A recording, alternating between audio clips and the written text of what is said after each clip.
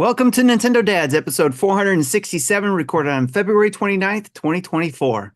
On this week's episode, Justin continues his negotiations with Sega for the Sega Moms, Marty makes Pokemon cry, Jesse builds his own Switch 2, and I will go back to playing Balatro while these guys talk. Jesse, you know what to do.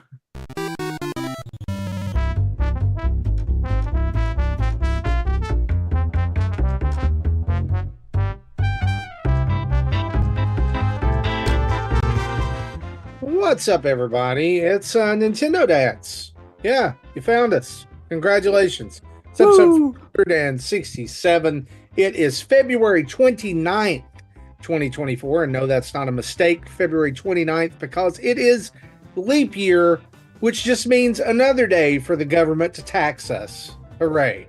So if we glitch too, it's because we didn't program ourselves for February 29th. That's so true. Yeah. You know. It should be March 1st. Joining us. Among other things. Show, we'll talk about that later. Joining us on the show tonight, not Justin, even though he was just here. Spoiler alert for those of you who are audio-only listeners. He will be back next week from his wonderful vacation to Hawaii. But on the show this week, you get me, you get Tim, you get Jesse.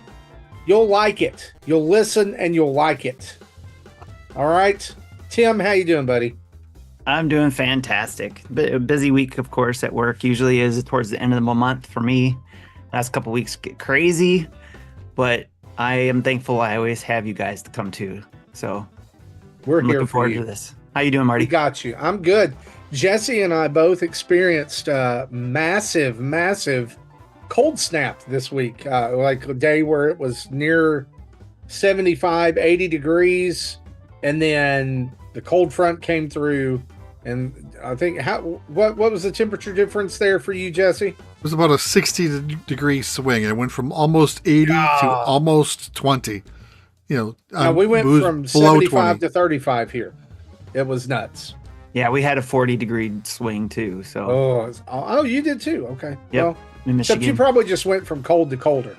Yeah, we went from shorts to pants. That's about it, So.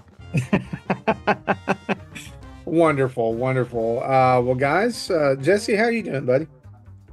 Doing pretty good. I'm really enjoying my class, and my wife noticed it. I apparently talk about it a lot, and about the things I'm learning, and apparently I'm getting more out of it than I thought I would, and that's a good thing, and I'm still enjoying it. So I'll probably take the next class in the sequence. I don't think I'll do them all enough to get another associate's degree, but I don't want that much overhead. But I'm enjoying what I'm learning. You're not going to catch them all. No. Oh, well, that's okay. There's always Pokemon, and we're going to talk about Pokemon here in just a minute. But again, thanks for joining us on the show tonight. Let's dive straight into the news, shall we?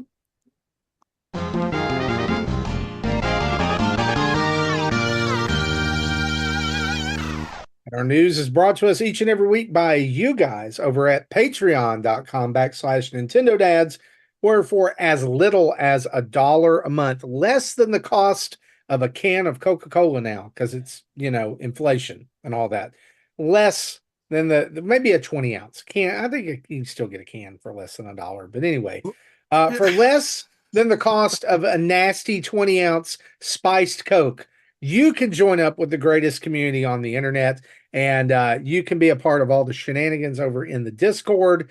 $5 gets you the full slate of sub-channels. $10 a month gets you pre- and post-show audio, where we talk about anything and everything, and occasionally get rated by Justin, who just shows up out of nowhere.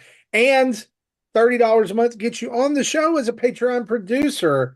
You get to be on the show. You get to hang out. You get to suggest topics.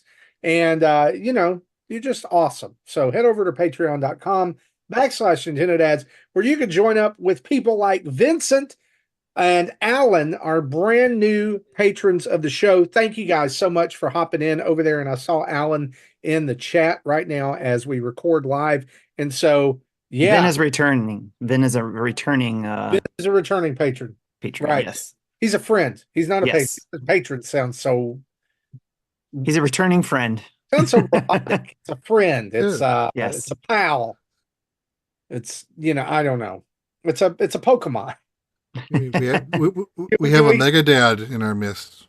Well, he's finally figured out which who the real dads are. I'm just kidding. I'm just kidding. They're those wonderful guys. Wonderful guys.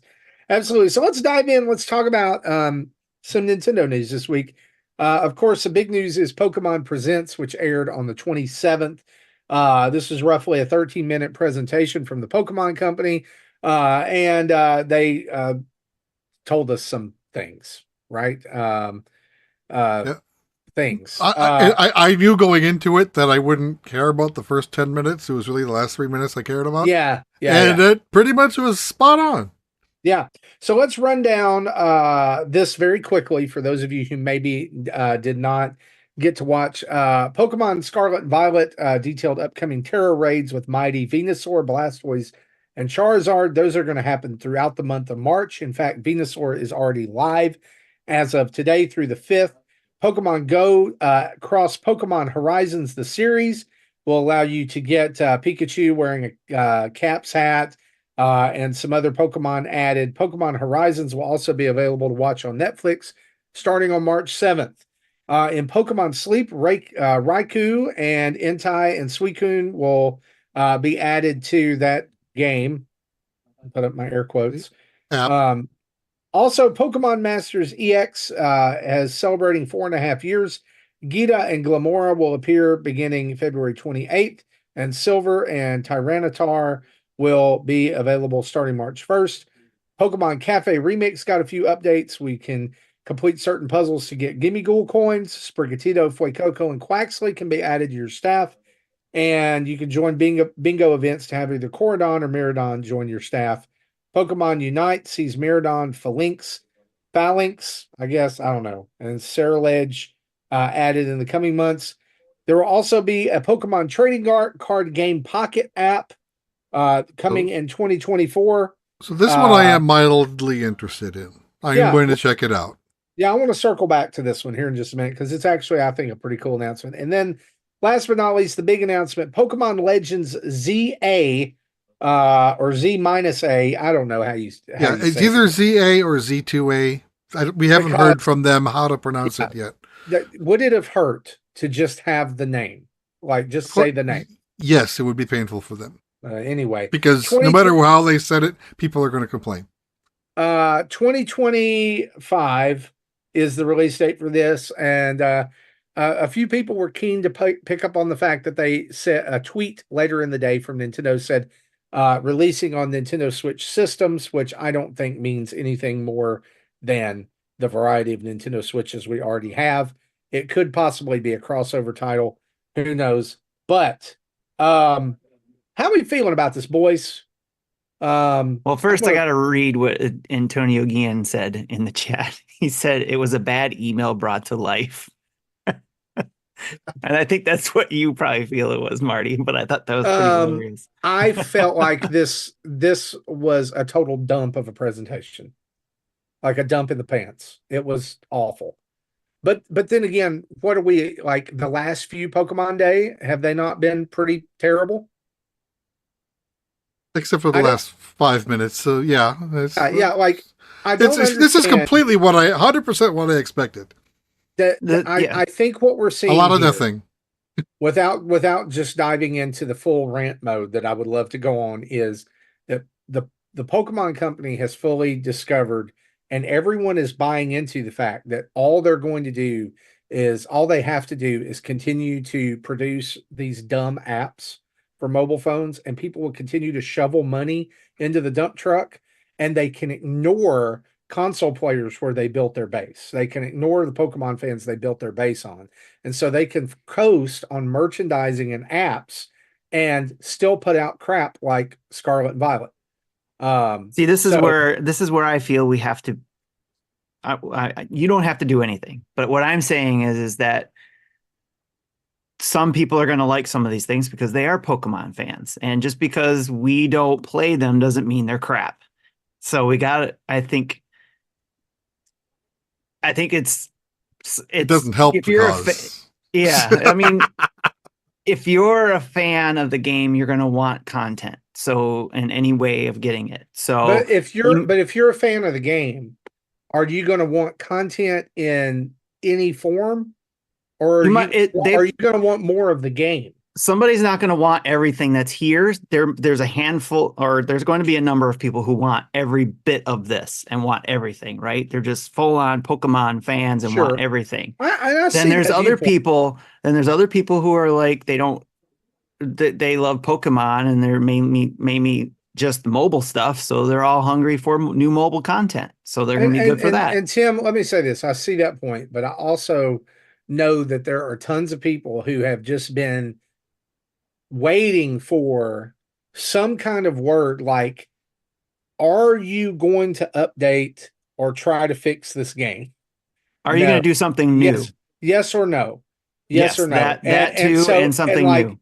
If you'll remember Nintendo Dad's archive digging, let's go spelunking in the archive for a minute. I defended the Pokemon Company when they made the transition from 3DS to Switch with Sword and Shield. A lot of people, it's so bare, it looks like a 3DS game. And I was like, well, they've developed for 3DS games their entire existence. I get, give them some slack. Well, then we get to Scarlet and Violet, and there's marginal improvement. It was very disappointing, yes. And I think that what have we gotten on Switch? We've gotten two brand new gens, and we've gotten a remake of Pearl and I can't Diamond. Diamond and Pearl. That was yeah. Right? I do appreciate the attempt they did with Scarlet and Violet, but it did fall short of expectation. So I guess where I kind of have an issue with them, and I will, and it's okay, and we can agree to disagree. No, like I said, you do you. And there was Legends Arceus. Yeah, Legends Arceus was I thought it was a huge jump forward. I felt like it was. That's what was disappointing about Scarlet and Violet is I thought, okay, what did you learn from Arceus? Because Arceus was fun for me. It was almost I think they were game of the year for me. If it wasn't, they were simultaneously developed in a way. Yeah. And so they weren't going to learn anything from it. But Arceus, I think I call that my favorite Pokemon game of all time so far. But I would say that same here. I think that Pokemon as an entity, I guess, has if what you're there for is the core game experience, I kind of feel like that ship has sailed. Like they've left you behind because it's about all the other stuff now. It's more about all the other junk than it is about making a really good game, which is what brought people to the dance to begin with, right? Like if you go back, Red and Blue were so different. They were dynamic, and it did something for those fans that like hooked them for life. I have a son who is a Pokemon fan, and he's super disappointed because he didn't even finish Scarlet and Violet because he's like, I can't. Yeah, I didn't either because I was disappointed, and I'm not one for graphics, but man, some of those things made me just like, and it wasn't like it was like Scarlet and Violet to me was not like one big issue. It was like death by a thousand cuts. Yeah.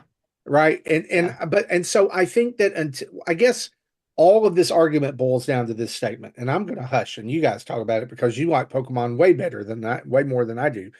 But I think that if we're going to call them to change, if we're going to hold them to a standard, then all this other stuff where they're getting revenue and they're able to float has got to stop. And so people have to stop shoveling money into the machine to get them to kind of notice, hey, okay. Well, and Pal World should be a wake-up call. But I don't know if it's being interpreted that way. I don't know if it's being seen that way. Pokemon is such a beast. It's that's the hard part is focusing on telling the company what we want with our money, right? Because there's still money to be made in other places, like their mobile games or their their plushies and card games and all that kind of stuff. I mean, we saw So- in Nintendo's financials this, that we just looked at a couple weeks ago or so, that Scarlet and Violet's now in the top 10 selling games on It's Nintendo still Switch selling, all yeah. lifetime. So until people like go, okay, we're gonna like, I know next gen when that comes out like mainline, I'm gonna wait. Well, Yeah, that's I what I've think- seen. A lot of It was people have Sword and said that. Shield. I think a lot of didn't people like are. Violet. Yeah. And so We said that when Violet and Scarlet came out. maybe what's going to happen is a delayed version of what I'm talking about, but I would like that to happen. Now, Yeah. I will say that I'm like you guys, that the first like 2/3 of it was not for me. But the card game app, I might be into that. I like the fact that there's streamlined rules for that. I like what I'm seeing there. And then Legends, whatever it's called, I'm excited to see that. Because I liked Arceus, even though I didn't finish it. I liked what I played of it. Yeah. Well, I did finish Arceus. I got the boss, the super boss at the end, and that was well worth it. I don't know if worried is the right word, but we don't know if it's going to be like 2022, where we had Arceus at the start of the year and then still had Gen 9 at the end of the year. We might do this again in 2025, or this might be their end of year game and they're actually delayed Gen 10. I kind of hope the latter, because we've been saying this for over 2 years now, that they need to let a game bake more. Yeah, especially since it's on a console, not just a handheld. Yes, it's a handheld hybrid, but still, they have to treat it like a AAA console game, and it's going to need more time. But like you said too, I'm excited for those last two as well. The card game Pocket. It's one that I'm still hoping for a card game to come to Switch or its successor, like we had on the Game Boy. I think that would be cool, but again, it comes to the mobile, but I'll be trying it out, getting my 2 packs for free every day. But I'm super excited about the Pokemon Legends game because, again, like Jesse said, and you said, that's my favorite. And if it wasn't the game of the year, it was pretty darn close to being game of the year when it came out for me. So, for Pokemon Legends Arceus. So I am excited to see how this turns out. Hopefully it's not hopefully they're learning things. We won't know yet. That's the tough part right now. Are they learning anything from Violet and Scarlet and Violet, whatever you want to call it? We'll see. And then hopefully the consumers will be telling them that they are waiting and not their pre-order numbers will be down. Because everybody's going to want to see, did you learn your lesson? Right. So X and Y came out just about a year before we started the show. So, so that generation was still, we haven't talked much about it. Have you played X or Y? And if so, how far? I had X. Was that the one with Xerneas on the front? Yes. So I had the X version and got about halfway through it. It was not my favorite version of Pokemon. I didn't play that one. I played Black and White. I think that was the one before that. My son's comment about this was, "Oh, it's set in X and Y, the worst generation of Pokemon." Yeah. So I also I don't remember which version I had, because between my son and I, one of us had X, one of us had Y. So I played. I did try to play one of them. I know I didn't get far. I kind of, just like Sword and Shield, I probably got 2 gyms in and dropped it. I think I just got to Lumio City, and I know I got there. Yeah, that's when I bailed. So I I didn't have the Lumio City experience in that game to put 2 and 2 together until afterwards, when they showed the logo Z to ZA, and Z had the Zygarde texture on it. And I'm like, oh, this is the Pokemon Z game that we never got. Yeah, it'll be interesting to see how they spin it. I think continuing the Legends IP is a good thing for Pokemon If- because if of it- the if response it's- to Arceus? If they maintained what they learned from Arceus, I agree. If they don't, then this could be they could shoot themselves in the foot. Could be the end of the Legends IP, right? Yeah. And so I might play through X and Y again, or at least give it another try sometime this year to prepare myself for this one. So let's talk about what I think is probably. Well, before we move on, I wanted to say, and I think I have a video on this on my channel. You know how the 3DS, when you tap a game icon on your desktop, it shows the screen and a little musical blurb. Mm-hmm. The X and Y had the same musical blurb, but slightly different pitches, like bum bum bum.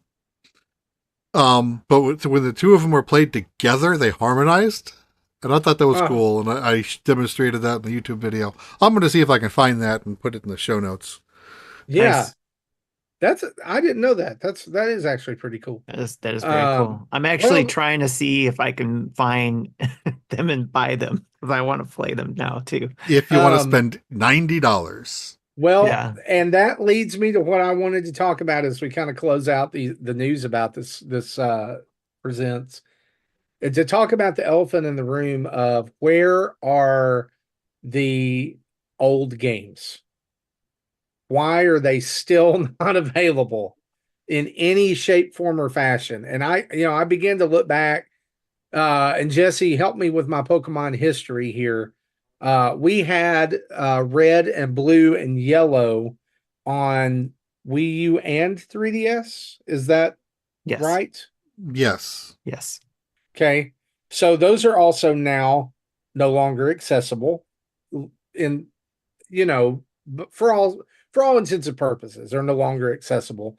Why are we still not even able to get at some of those Game Boy Advance and even DS versions of Pokemon? Like, do they not understand the desire for those? Do they not see the gold mine? I mean, they don't even have to do it like on the NSO. They could sell those things. Yeah. I think if we ever do, I think they will be sold. But I don't know why they don't do it. That's just money on the table. Everyone I know who has nostalgia for the old games will want access to them again and will be willing to pay a reasonable price. And like the reason it being is like you told Tim, good luck finding a copy of this or this because they're ridiculously high. So what would you think a reasonable price would be for Gen 1, Gen 2, Gen 3? $10 to $15 a piece. Yeah, I'd probably maybe 20. That's where I was going. Make like $10 for Gen 1 and 2, up to maybe 20 for Gen 3. I think I agree with you on there. Do you think it's that like I saw someone speculate that it's because they wouldn't, something about the trainer ID would all be the same, or do you think they're it's randomized? They're still randomized when you start a game because you start a game to get a trainer ID. You can then start a new game and get a different trainer ID. You overwrite your old one.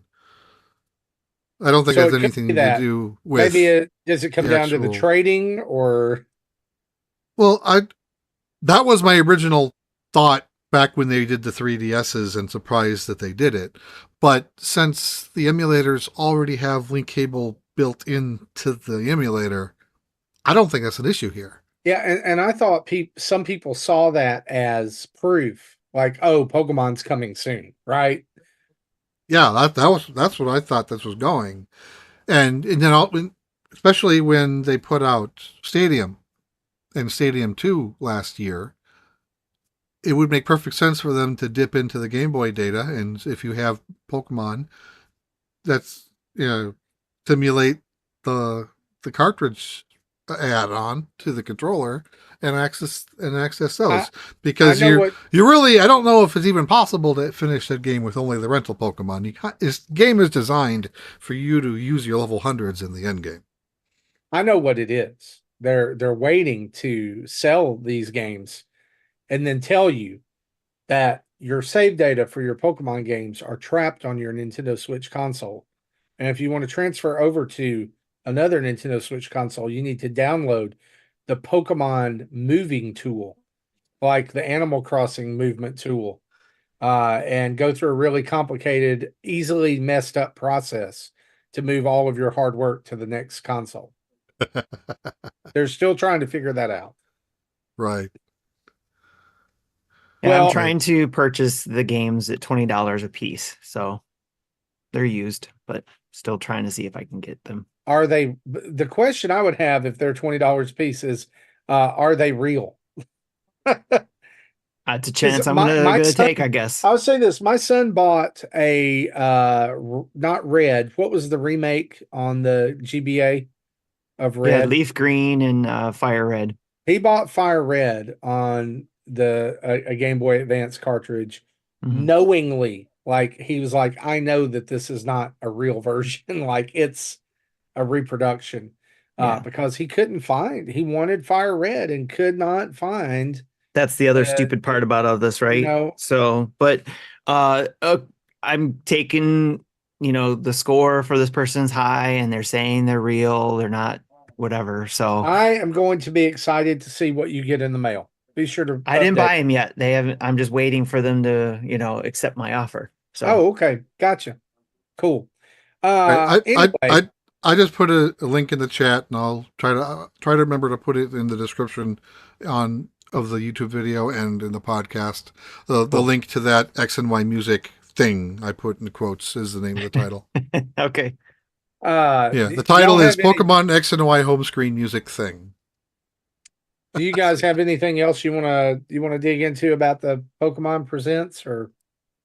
The only thing is the other thing I would say is that there's a possibility that we could learn more about it potentially at least once this year later on, because there'll be one more Pokemon Day Presents in August. That's about the time they've done it the past several years.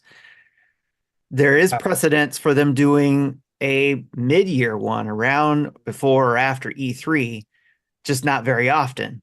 So there, maybe we learn something at a direct or another special, Pokemon Presents during the year. It is normal for them to put out additional Pokemon Presents before a large game comes out to talk about what new mon will be, what the starters will be. Yeah. And I'm sure we're going to see that before Z8 comes out. Maybe later this year, maybe early next year. I don't know. Depends on what their schedule is. If the rumors are true, and I know Tim hates us talking about rumors, but I'm just to throw this out here, and then maybe this is all we'll say about it tonight. I don't hate about rumors. What are you talking about? If the rumors are true of the Switch Successor launching in early 2025, those rumors, yes. Oh my gosh. Is there there is a possibility that we could have a Pokemon launch title for the first time.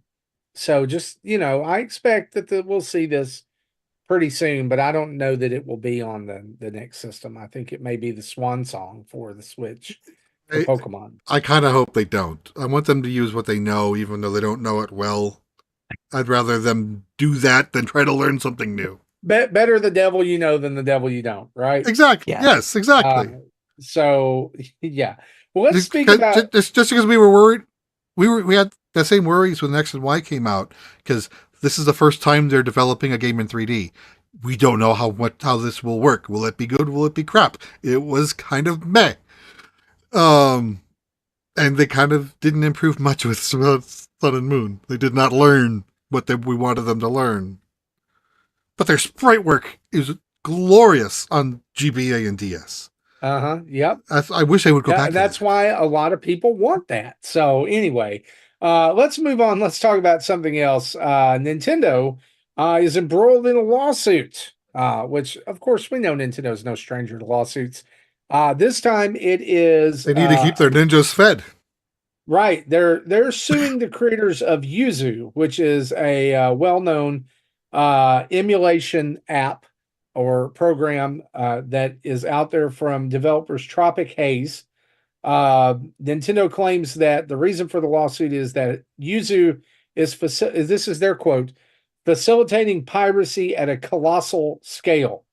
And Wired says that by using so-called production keys obtained from legitimate or product keys obtained from legitimate Switch hardware, Yuzu can dynamically decrypt an encrypted Switch game ROM at runtime. Crucially, though, the open source Yuzu emulator itself does not contain a copy of those production keys. So, in other words, about 1 million people had access to Tears of the Kingdom early on Yuzu by using Yuzu and nefarious means on the internet. And Nintendo, as basically says, you have Nintendo's authorization to play a single copy on an unmodified Nintendo Switch console, but any other copy is by definition an unauthorized copy, which makes using Yuzu as a way to play legitimate Switch purchases on another platform also forbidden. Let's dig into this. What do you guys I'm not going to ask the question, does Nintendo have a case here? They obviously do. My question is, how did it get this far? How did they go this long without suing them? Well, see, I don't know if they do, because on that was the problem with Dolphin, is they found an encryption key in the code, and that is copyright material. And so that's why when Dolphin was about to go on Steam, they put the kibosh on it. Though I still think that project is out there. They just didn't put it up available to download on Steam, which would make it easier to download and install. Whereas the way it is before, it required a little bit of know-how and effort. But I don't know much about this emulator. I've never used it, but and it is a bring your own key. And but the emulator itself, maybe I don't know if Nintendo can get them on that. But one thing they can get them at is their website describes the procedure on how to rip your key off of a modded Switch. So so they could probably get them on that, but I don't know if they can get them on on the emulator directly. But I'm sure they'll find some way of getting them somehow. Right. So, you mentioned that the lawsuit does make extensive reference to the Quick Start Guide, which is what you're referencing. Yes. That Yuzu actually provides on its own distribution website. So, yes, that's kind of like a smoking gun, right? Like it's like, hey, let us tell you how to rip these Nintendo Switch games. It'll be real easy.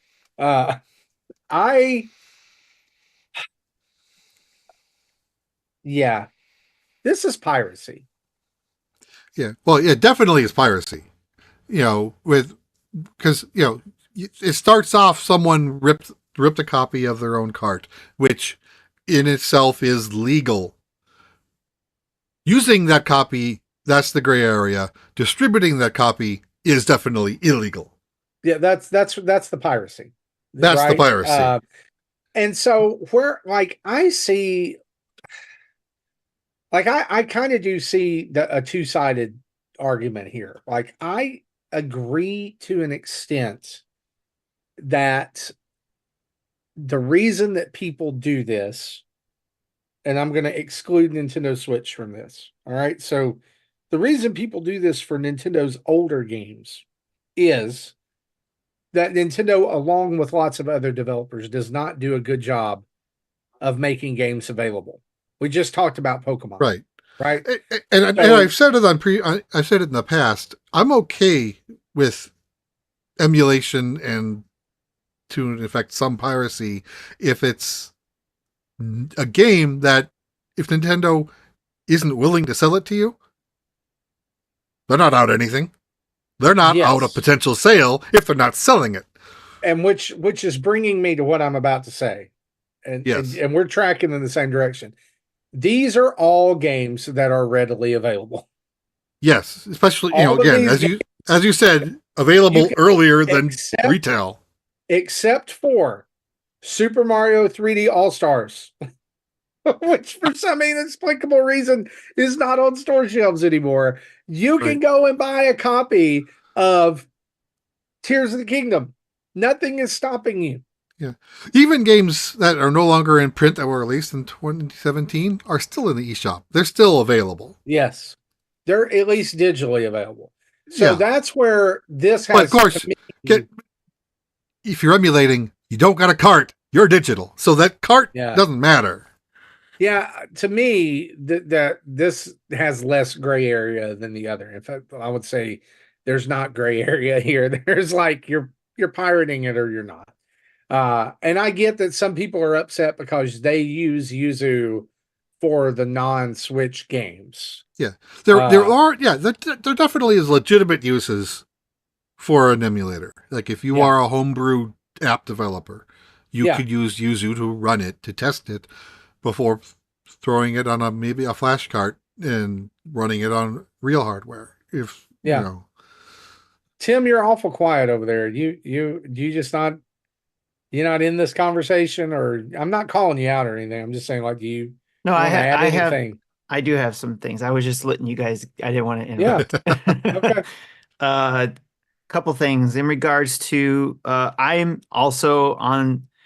There's a fine line figuring out where that line should be drawn for emulation, because there's still an argument that can be said about games that are even unavailable that can ruin the ability for the company to bring them out later. So that's where I think Nintendo is. This is why they're always going against companies for even emulating or allowing access to their older games, even though they aren't giving us access to them. Because their mindset is, well, we could make it available one day, but it's not going to be worth anything to anybody if they have free access somewhere else. You know what I mean? Like NSO, like why bring it to NSO, have people pay for it if they're not fighting to prevent it from people getting it for free somewhere else. So that's one potential thing there that, from a company standpoint.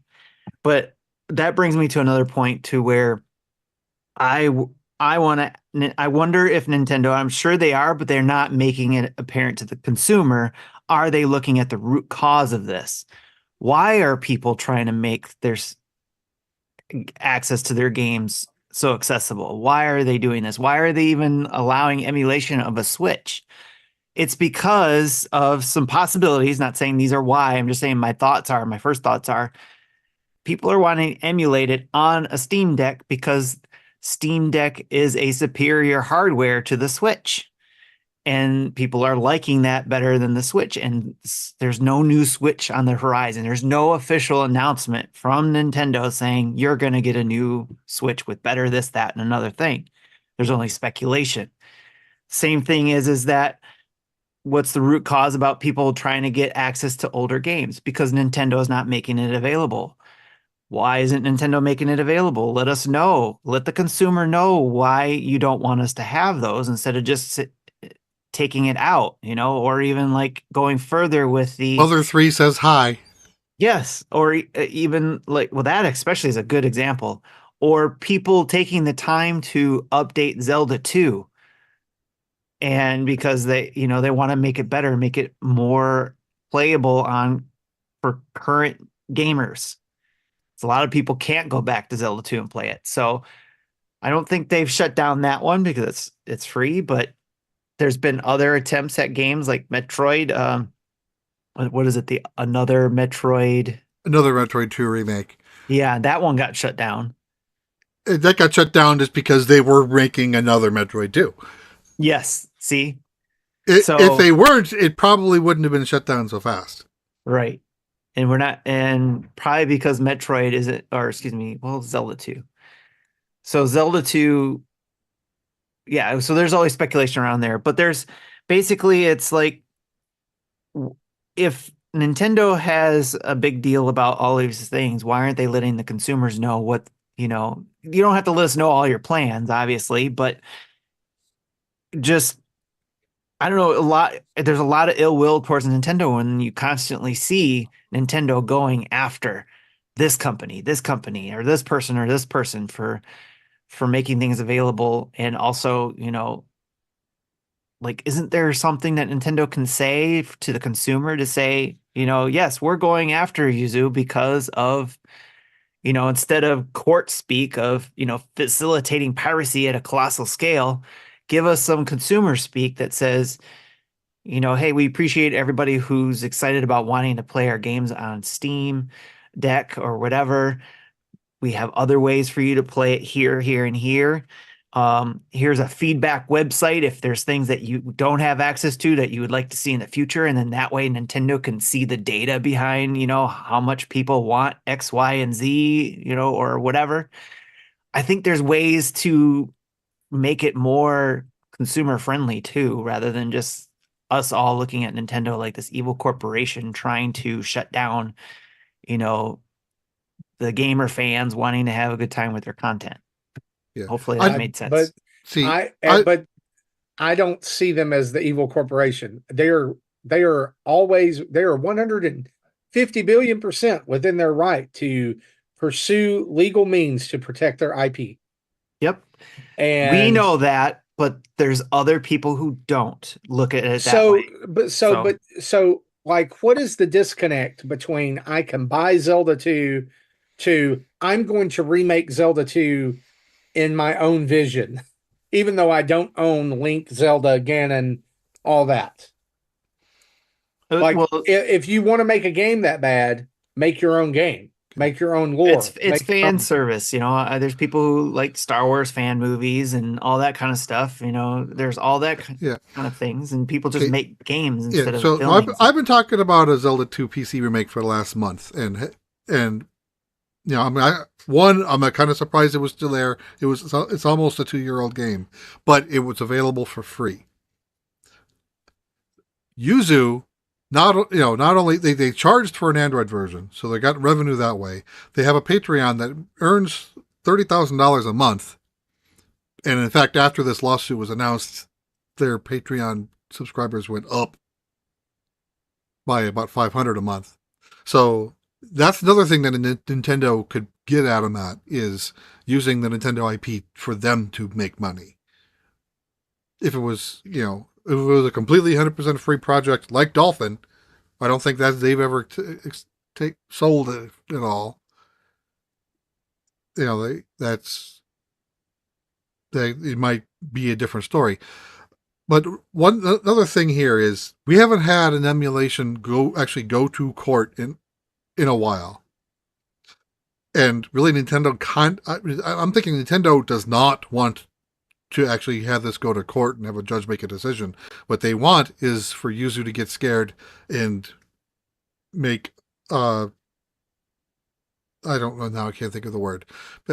Basically, make a deal. Settle out of court. Settle out of court. That's it. Yep. Like a cease and desist will stop this. Because they won't have the money to fight it. Yeah, well, not only they won't have the money to fight it, but also, what if Nintendo loses? That opens up the floodgates to all this gray area that's been around for the last 20 years to no longer be gray. Mm-hmm. And it'll let the other emulators do whatever the judge finds them acceptable. Nintendo doesn't want that either. No, but isn't the precedent set against emulation? Pretty much. Oh, yeah, but they do want to put the squeeze on them. They want to at least do a cease and desist to have them put a stop to it.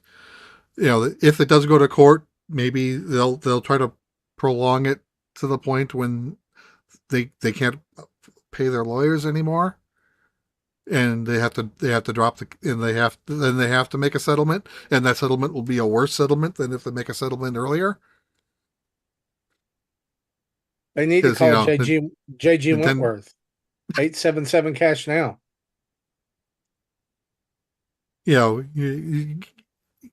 you don't want to get to the point where Nintendo's got you by the balls.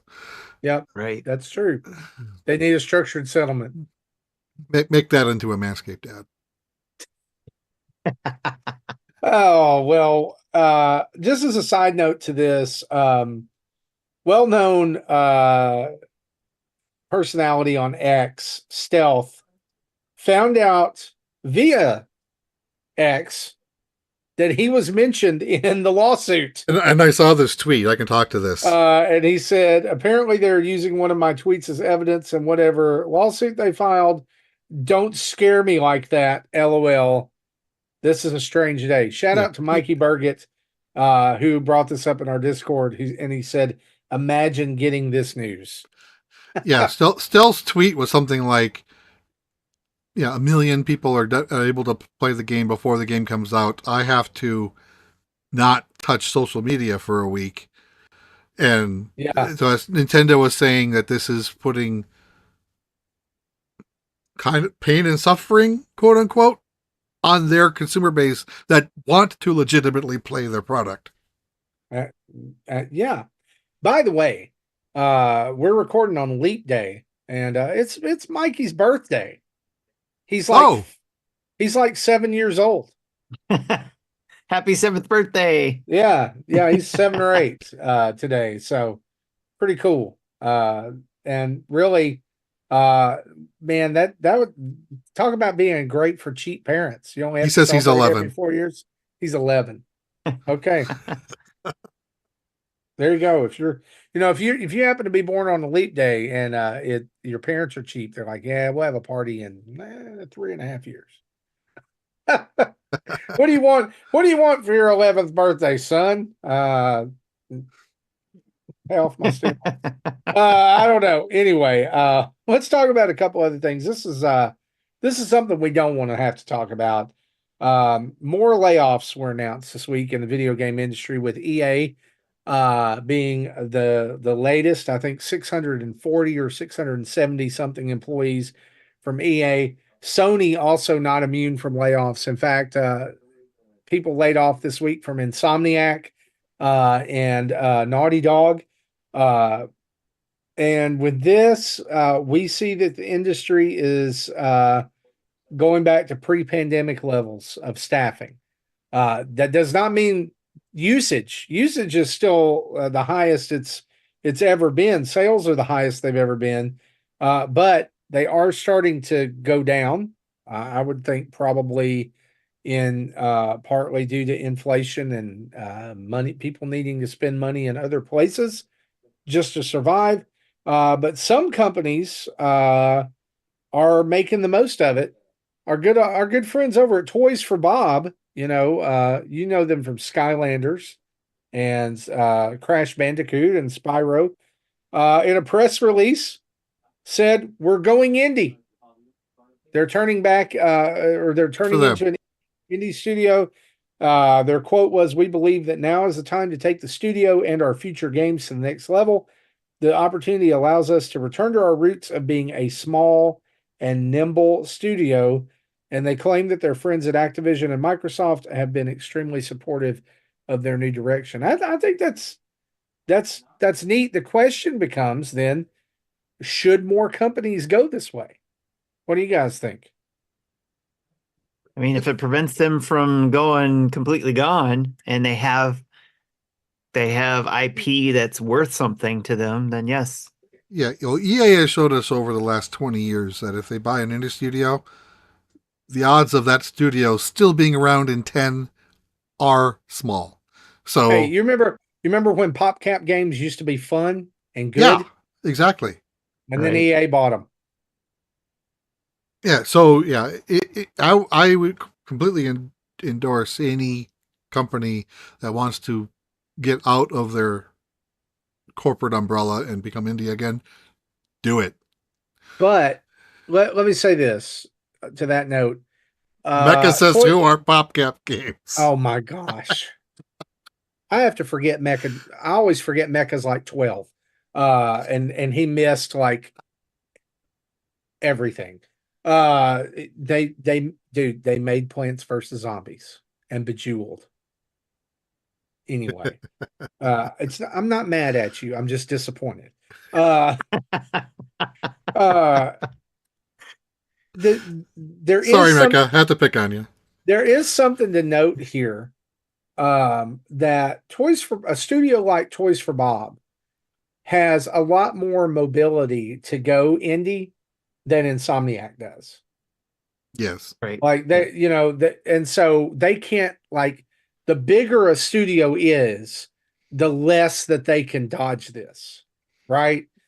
Unless they go, if they're too big, then they split off and become like, multiple independent studios.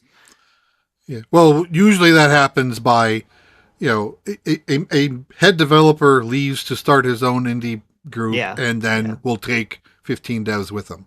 Right. Yeah. That's not the best way to do it, but it's a way to do it. Right. Yeah. Yeah, and I would probably too say there's there's contract stuff going on behind the scenes, that the bigger a studio, the longer the contract, the harder it is to get out of. Yeah, it's always better if the parent company supports it, like it sounds like this is. Yeah. And kudos to them for supporting it. I would be interested to see what Toys for Bob does from here, because I don't think they've ever made any games that I would like say that just set the world on fire, but there were solid games, right? Right. There I was sitting here thinking too, I wonder if there's something in the negotiations of that becoming a smaller indie company, of like, if you're the head of that development group and the parent company comes to you and says, we're looking at shutting down some things. We're looking at numbers. If that head of that group is smart enough, they may return and say, well, instead of shutting us down and having this amount of money that you're going to, eat or save or whatever, maybe, let us spin off and be independent. You get first rights at a game or something like that. I wonder if there's something along the lines of that when they decide, hey, we're going to go independent rather than you shutting us down. And how much do they have to pay for themselves to break off? Right. Yeah. Yeah. Like, how much is that? Unless that was already discussed when Microsoft took them over, or Activision had them, or whatever, I think that, like, one of the grossest parts of this is the story of what happened with the Sony studio in London, where Jim Ryan was there 5 days ago. Yeah. And surely knew what was coming. And then he's there 5 days later, they shut them all down. Yeah. That just is, that's bad business. That's not even business. That's just being terrible to people. That, I don't know.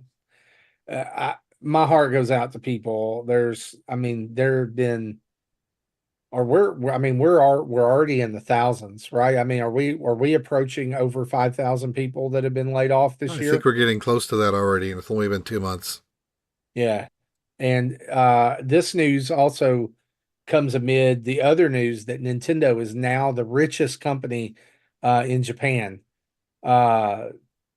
with 11 billion yen, a valuation of 11 billion yen. So that's, yeah. I think Toyota was up there before, and while Nintendo was approaching them and before passing them.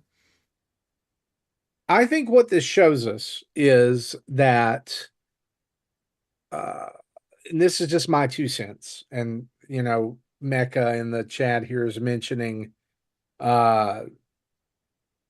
whether or not we might be able to hit, or might be about to hit a gaming crash, like gosh, the previous, like the no. and no, I don't. Here's what I think it does show. I think it shows that there have been a lot of publishers and a lot of the big two, besides Nintendo, that have put all of their eggs in the basket of AAA games. And the bubble is bursting. The bubble of AAA games is bursting. They're like the whole open world, samey, DLC riddled AAA experience is thankfully ending. Games as a service, that's been awful for years. And all these companies saying consumers want the better graphics and the better resolution, but no, we want games. We want fun. We want fun. I don't want that. The whiny 15-year-old might. Of course, he's not buying the game. His mommy is. Yeah. So, just I'm not going to spoil anything, but I'm saying this. My only game that I've been playing this week is Spider-Man 2. And I'll talk more about it when we get to the what we've been playing section, but I will say this. I've played Spider-Man, I've played Miles Morales, and now I've played Spider-Man 2.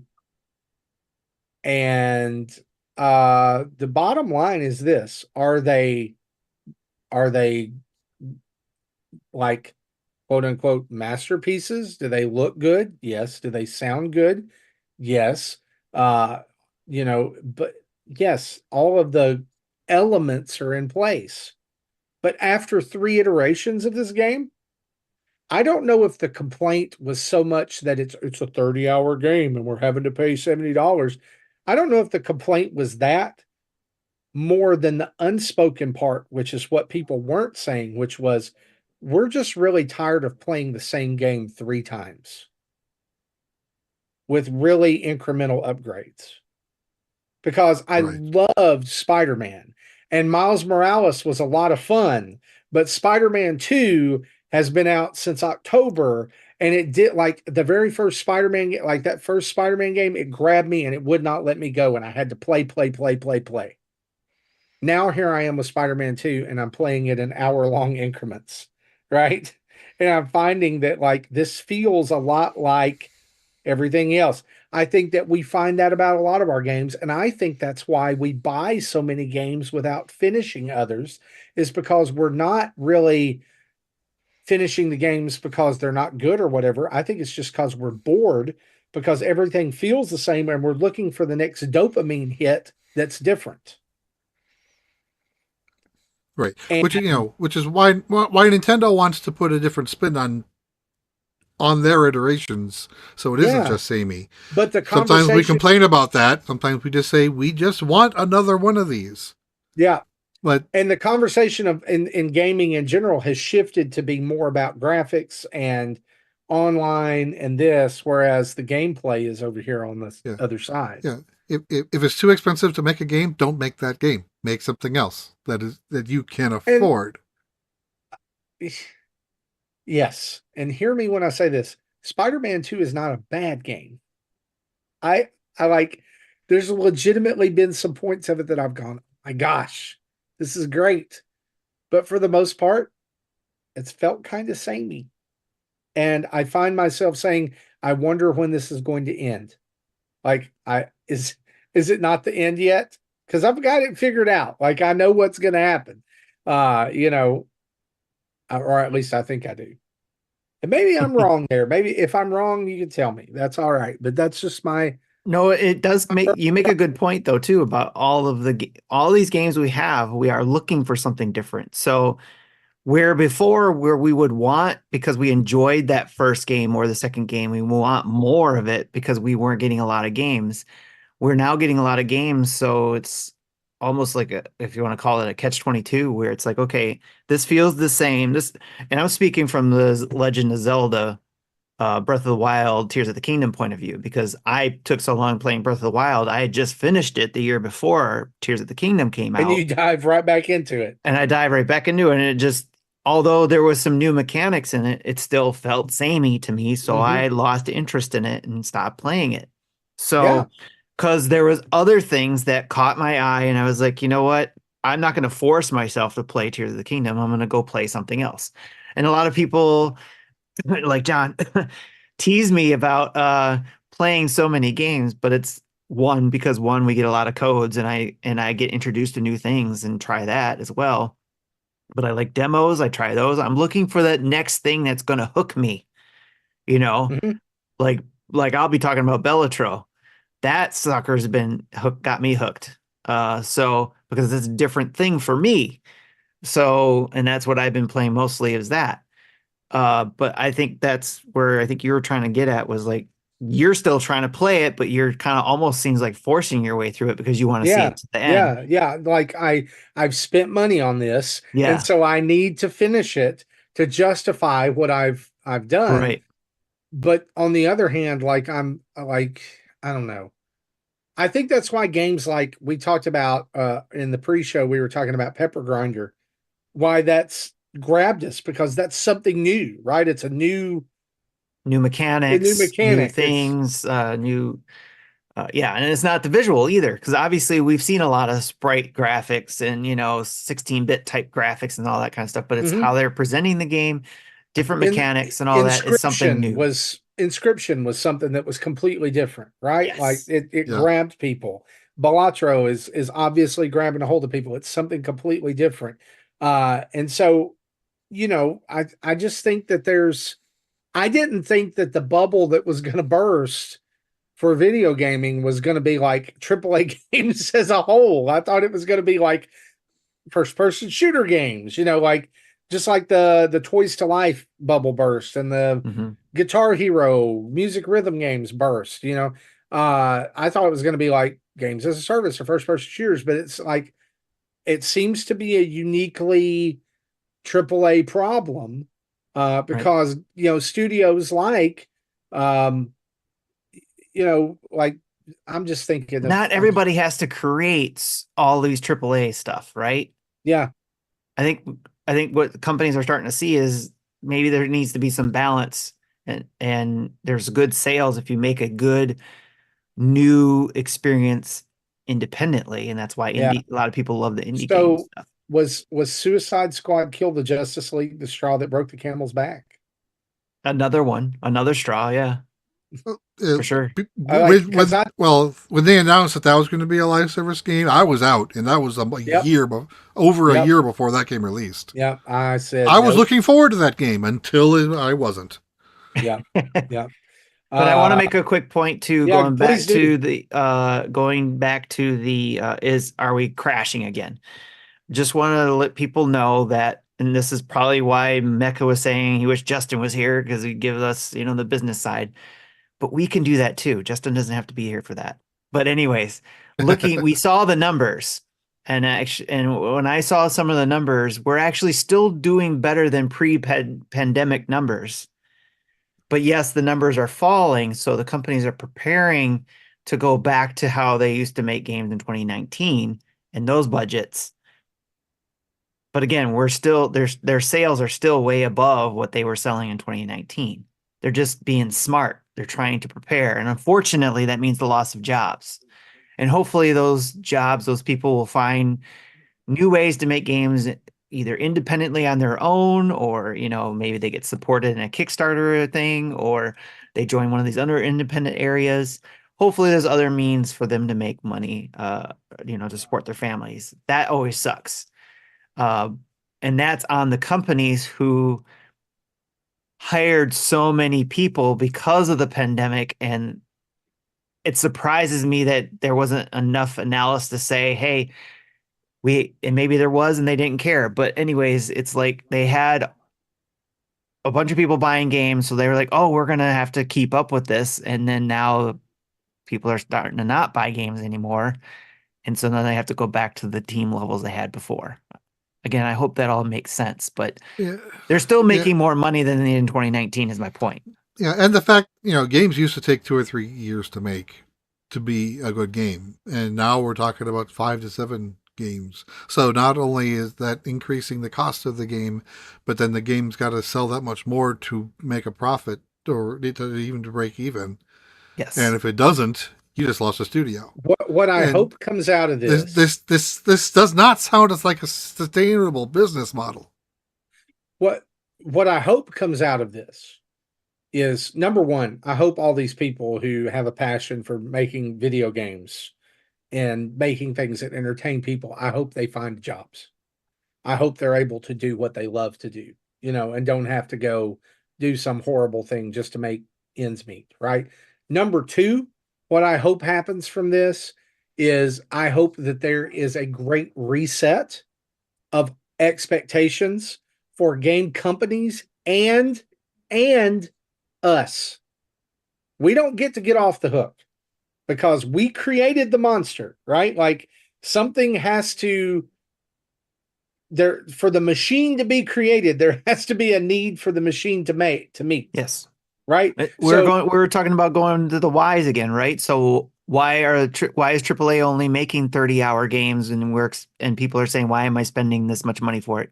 It's because everybody's getting done with games quicker and want to move on to the next thing. Yeah. People are saying Pal World is dying just because the numbers are down. Well, yeah, because people are finishing the game. The whole discourse around how many people are playing a game on Twitch versus its worth needs to die. It needed to die yesterday. It needed to die last week. Awful. Like and let me give you a great example. I see this with AEW game, the Fight Forever, right? Like I have to give it to AEW. When it released, it was a marginally good game. I can say that now, like looking back at it. Like I was excited it was out. I still play it today. But one of the reasons I still play it is they keep adding to it. The developers are listening. They're trying to add things to the game, right? They're trying to live up to the expectations. But whenever they release anything, like now it's like the discourse around AEW Fight Forever is absolutely toxic. Like anytime, like they just did a season 3 update, 3 new characters, new arena, new music, all that stuff, new moves, all that. And like all of the replies on Twitter or X, whatever, were just, why are you even trying, bro? Dead game. Nobody likes this. Have you seen how many people are playing it on Twitch? This sucks. And it's like, as a developer, if I would not be able to read that, right? Like I wouldn't be able to go online because I'm sensitive to people being critical of my work, as it is. Like I couldn't imagine like making something that people consume and well, I guess we do, right? Like it bothers me when people don't like what I produce. I can't imagine being in that situation, but like the whole discourse around AEW Fight Forever for a while has been nobody's playing it on Twitch. It's dead. Why are they even trying? Just move on to number 2. Well, maybe they can't move on to number 2. Maybe they're trying to make something like they had this, like we were going to do this for this game and we're going to push through because we promised that. Right. There's something to be said for that. So, I mean, they're not entirely off the hook. I'm just saying that, like, good on them for trying to do that. So yeah, good discussion around this. Also wanted to throw this out just as we close out our news thing here. Just a couple of real quick things. Due to the leap day today, this kind of creepy, kind of frustrating. Theatrhythm Final Bar Line, the Final Fantasy rhythm game, was unplayable today because of a glitch that affected Y2K. both Switch and PlayStation versions of the game. That basically, because of the leap day, would not allow you to play. There was Y2K. Yeah, this is really Y2K. The fix to this was simply to go ahead and move your system calendar forward a day. However, there's a patch that is going to be released soon so that this doesn't happen again in 2028. It will happen every leap year. They've confirmed this. The game can't handle leap year. It's just it probably has a hard-coded check for is this month February? Is the day less 28 or less? If not, bye. And but any developer messing with dates should know about leap year. So I don't know what happened here. Right. That's what I was trying to ask my development team that question. Like, I know I'm not a developer and this is going to be a noob question. It's like, how can you not? I thought it was a cut and paste type thing, because everybody knows I think how to code a date in the system, or you get the, here's how to code a Apparently they date in don't. Java script, Apparently they don't. Yeah. And this isn't just a Switch thing. This happened on PlayStation too. Right. Also, it happened on PlayStation also. Wow. On PlayStation, yeah, it happened on the PlayStation too. A couple of releases and updates we want to make you aware of. Out right now, Bit Trip presents Runner 2. Future Legend of Rhythm Alien is out now for $10. Picross S Plus is also now available. $4.99 gets you the E1 content and $4.99 for each additional DLC bundle. So that would be $5 for the original for the game, and then another $35. $45 total if you buy everything. Oh, which I did. Well, of course you did. So that'll be like 200 hours of Picross. Wow, 2,000 puzzles. Out soon. Plumbers Don't Wear Ties Definitive Edition. It comes out on March 5th for $19.99. I'd also like to add, out on March 5th is Berserk Boy, which is a Mega Man X inspired platformer game. If you love Mega Man X, you need to check out and keep Berserk Boy on your watch. And also, if you'll remember way back from the Nintendo Dads archives, I was a huge fan of Astro Duel Deluxe and still recommend that game for couch co-op on Switch. Astro Duel 2 is out on March 7th, and we'll have a video of that up pretty soon as well as Berserk Boy. It'll be out on the 5th. You can check those out. But also out later, Teenage Mutant Ninja Turtles Arcade Wrath of the Mutants releases on April 23rd.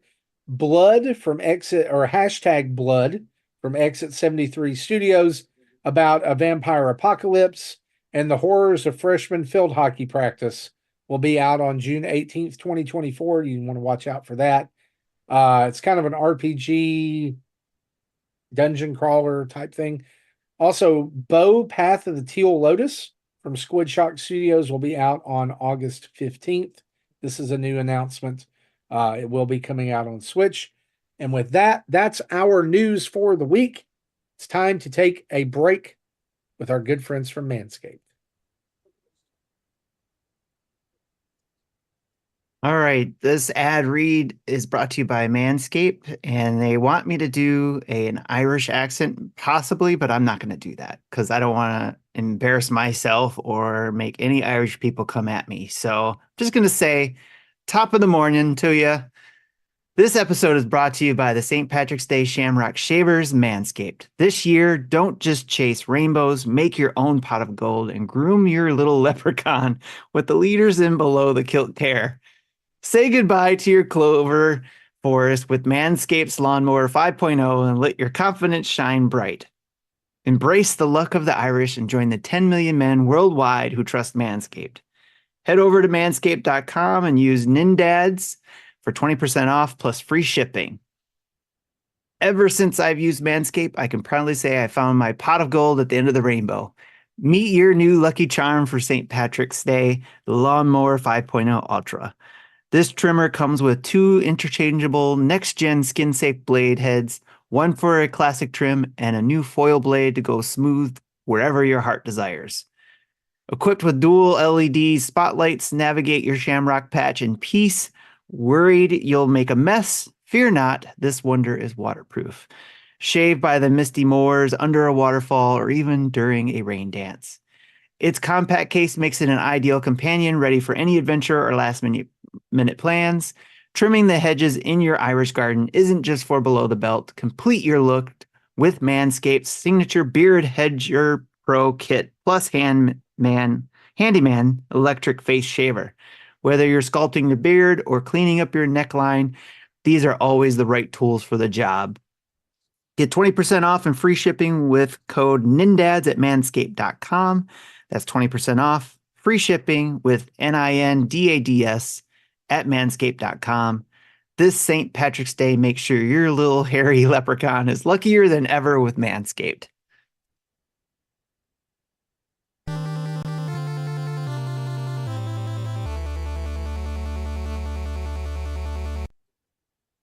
Hi, laddie. I love going into those blind. They're just so much fun. No No Blarney Stone or Shillelagh references? I'm disappointed. Wow. So it's question of the week time, and in honor of Leap Day and Mikey's birthday and birthday of everyone out there for Leap Day, right? I decided I would ask, what is your favorite game about leaping? And I quantified it this way. It could be a time leap, it could be a setting leap, it could even be a leap of faith, of whatever. What is your favorite game about leaping? Before we get to our answers, let's read some from the community. Jamie says, Super Mario Odyssey, where your first transformation is changing into a frog. Also, Pokemon Legends Arceus for making the leap from the traditional formula of Pokemon games to a brand new take on the franchise.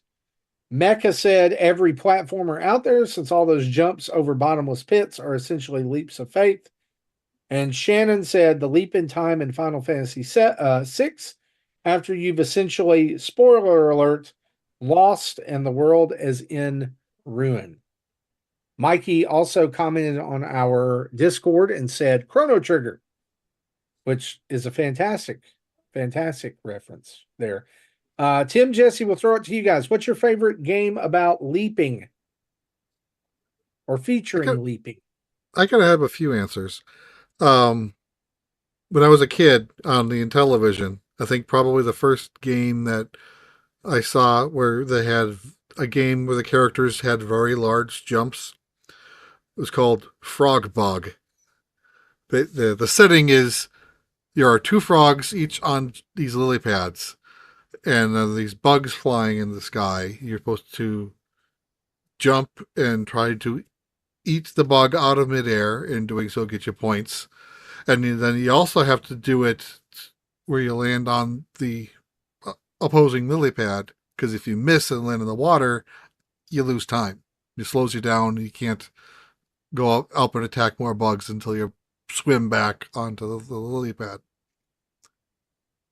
So then another game that involves a lot of jumping from, pre-NES was Pitfall 2. I've stated that's my favorite Atari game ever. There's a lot of jumping just over scorpions and stuff, but if you hadn't mentioned Pitfall, I was going to be upset. There is one jump in the game, and I remember Tim's reaction when I did it back when we were in New York, where you literally jump off the edge and just kind of fly down half the screen down to this mystery ledge in order to get the ring. And that's the only way to get the ring. There's no accidentally falling on it. That's the way to do it. And the only way you knew about that is by talking to your friends or reading magazines. Yep, or memorizing the game over time. That, yes. Yep. Okay, those are my answers. The main one I want to mention is a leap of faith. It comes from being a listener of the show and hearing many, many times Jesse trying to get Zach to play a certain game. Yeah. He loved it so much. I know this game. And I wanted to play it because it sounded so interesting, but there was no means for me to play it until they released Doki Doki Literature Club Plus for the Nintendo Switch. And that's when I was able to play it. And I was like, Jesse, you're right. This is an absolutely fabulous game. Jaw dropping and everything for the content that was in it. But that was a leap of faith on my part because it's like, I like that answer. Because of those reasons. So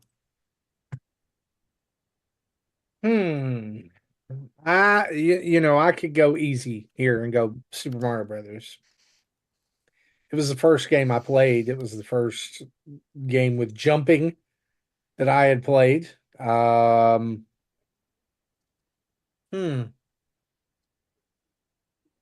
Golly. I really do, though, think that probably the game that had the biggest impact when a leap was made for me was Ocarina of Time. And the time leap that you make in that game. Okay. That was, to me at the time, was totally unexpected. And the having to go back and forth That I still can remember that playing through that game for the first time and just having my mind blown by that. So how you would do things in the past and it would affect the future, and you know, so yeah, Ocarina of Time, my favorite Leap game. I like Nice. Nintendo's answer in the chat. He said Frogger. I missed that one. How about Cubert? Would Cubert count? Yeah, that Yeah. counts. Totes the goat would count too, Goat's the goat. Nice. right? Okay, there you go. There you go. I just Well, happen to good. have that box within reach. Keep looking for each week. There'll be a question of the week over on Discord, and those posts are completely open to everyone. So you can head over to patreon.com/Nintendo Dads and get our weekly update every week. See what we've been doing over on YouTube. Yeah, you get those for free. You can Yeah. sign up and follow us for free. You don't have to Yep, pay us that's anything right. to get those. So That's right. So with that being done, let's dive into some of Tim's favorite rumors.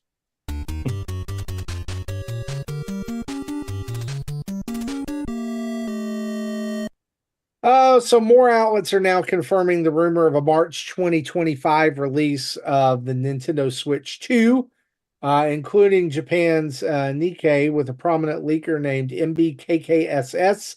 TB Hertz 5. I don't know how to say that. It just rolls off the tongue. MBKKSSTBHZ5 saying that the information is correct and was sudden to publishers, which would make sense considering what we've heard. So one of the reasons being touted for this would be to ensure proper stock being available for launch, which I can see considering the launch of the Xbox Series X and PS5 going bad due to scalpers. Y'all got anything to add to that? yep, still Well- fiscal year 2024. Or yeah, And I said, no, it's not. it's not. No, because the fiscal year 2024 ends in a month. No, I mean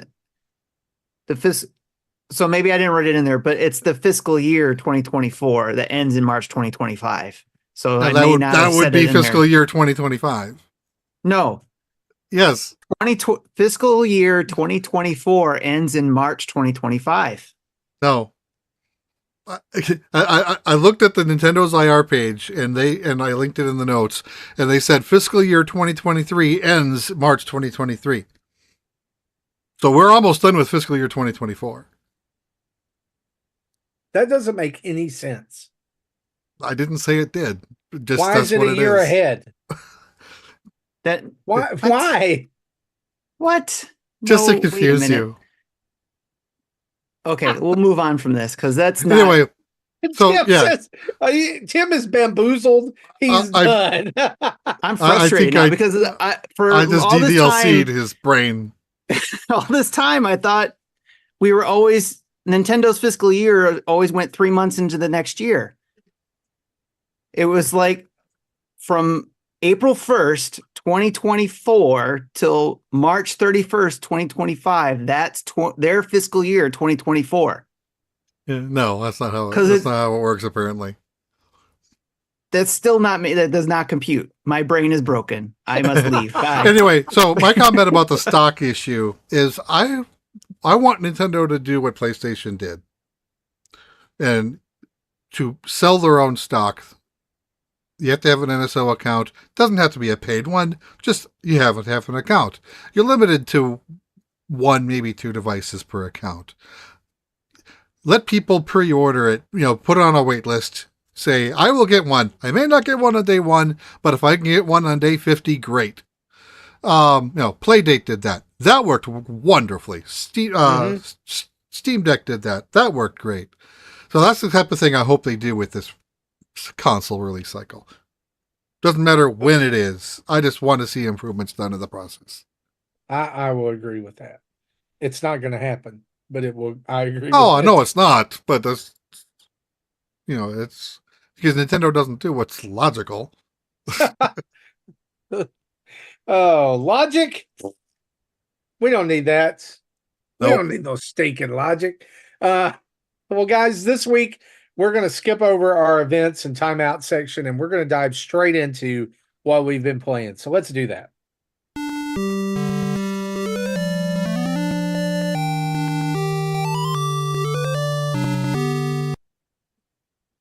I'm counting. Tim, you have the most games. You get to go first. It does not compute. I cannot work right now. You've got somebody flipped Tim's Switch and you got to reboot him. It's What's leap wrong with year. you? I'm broken. 29. He's still stuck in fiscal year 2023. Oh, it's bad. Okay, Jesse, then you go. Okay. So we talked about Picross S Plus at the start of the show. I did start playing that a little bit. With like E1 gives you 300 puzzles. E2 gives you and they're always like 150 normal puzzles and then 150 mega puzzles, which are the same puzzles, but the clues are oriented differently. But some of the E-packs give you like clip Picross, which is you might hit 3 large puzzles that are broken up into 8 to 16 smaller puzzles. So that just gives you more puzzles to solve. And then they have a bonus puzzle category, which unlocks things if you buy specific combinations of the DLC. So if you buy all the DLC, you'll get all the bonus puzzles as well, which I think is 30 puzzles, 30 mega Picrosses, and 10 color, which I don't think color was part of any e-game, so they're kind of new, but they're part of the S series, so they're just kind of new to that. So yeah, total like almost 2,000 puzzles if you buy everything. So I've got a lot of Picross puzzles to work on. In addition to that, earlier in the week, so that came out today, Tuesday, Pixel Cross Story of Seasons came out, which has about another 300 to 400 puzzles in it. That I'm a quarter of the way through it. Since I did a good chunk of my time yesterday was spent on that game, and earlier today. So they have puzzles like broken up into 18 categories. So like there are so many foods, there are so many villagers from this particular game, so many villagers from the second particular game. So they have things broken up, and then there's kind of like a journal, kind of like a text-based documentary talking about the franchise and what was in each game and what made it different. And the further along you get in the puzzles, it unlocks more of it. I haven't really dove into it much, but it apparently started out 15% complete just by buying the game, and then I did have a few unlocks as I got further into the puzzles. And in the background, you just see this farming scene play out. After every puzzle you play, it adds a day to the calendar. So you start out year 1, day 1 in spring, and then once you complete, I don't know, I think it was like 1 calendar month is now summer. So I'm in year 1 summer, day 20 something right now. So I imagine after you cycle through the seasons, then the year will go to year 2, and then the background will change as the seasons goes. So it keeps it interesting, I guess. I've never played a Story of Seasons game before, but that hasn't stopped me from playing the Picross version of it. I'm looking at you, Overlord. And then the only non-Picross game is Balatro, which I think Tim will talk more about, and I'll interject my thoughts as he talks about it, because I haven't played it as much as he has. It's a great segue to get Tim to talk about what he's been playing this week. That was the goal. That was not by accident. You okay there, Tim? Have you rebooted yet? Are you okay? My computer is also saying February 29th doesn't compute, so it's crashing on me right now. I'm lucky I'm still here. I don't know how you guys can still see me. Actually, what I did was I did find something that will either explain why I'm thinking it's fiscal year 2024. I knew this was what you were doing. This was what I was doing. Because this is why, but my stupid computer is like overwhelmed right now.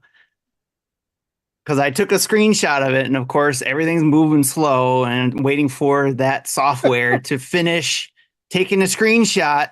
Because I can't see you guys right now. I can't see the notes. This is the most Tim thing that's ever happened on the Nintendo Dads podcast is, hang on, wait. I can't talk about anything. I cannot move on. That I am right. Listen, in their slides, it says FY24/Q1 to Q3.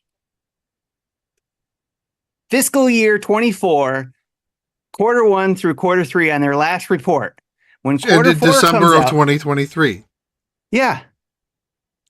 They're in fiscal year 24. Yeah, when Q4 comes in, it's going to say fiscal year 24/Q1 through Q4. And that will end the fiscal year in March of 24. Like I said. Shit. Oh.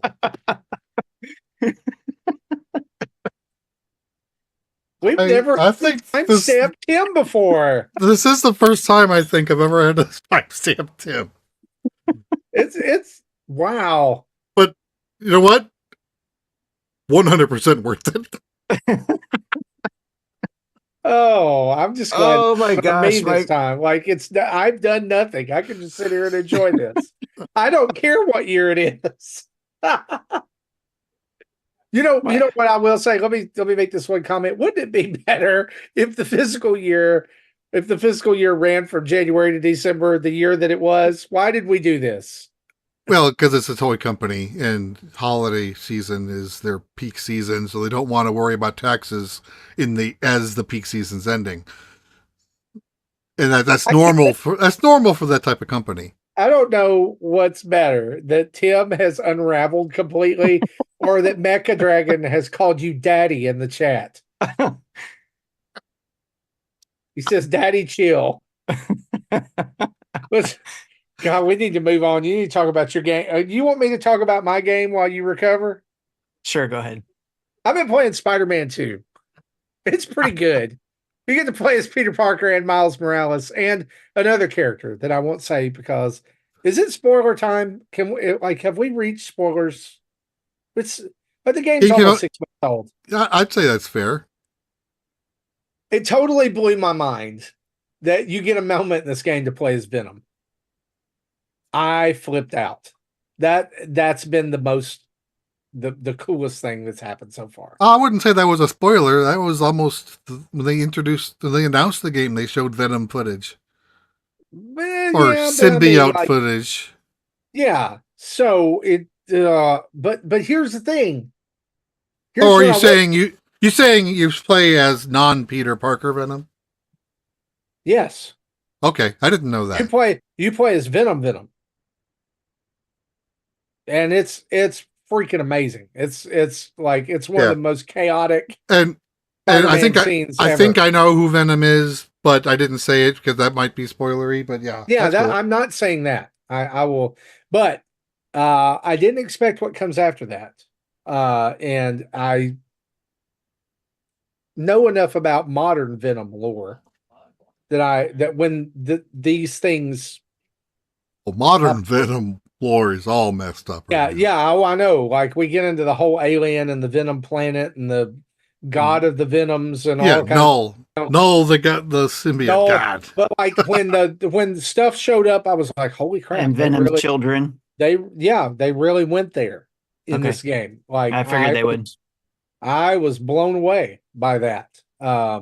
So I'm enjoying it. Like I said, though, in our earlier discussion, it really does just feel like more of the same. Although the same is really good.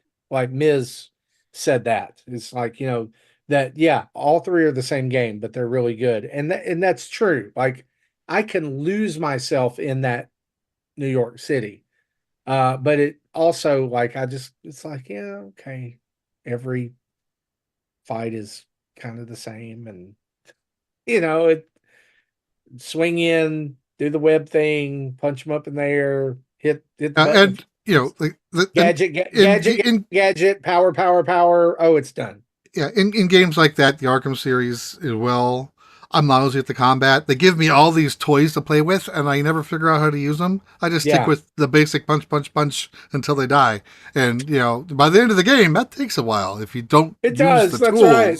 Yeah, you gotta. Where does he get all those wonderful toys? You gotta use the toys, right? And I will credit Spider-Man, the whole series, and the way that it integrates all of those feels really organic. It doesn't feel like, oh, you progressed to a point and you got a new gadget. Sometimes they do that, just very rarely though.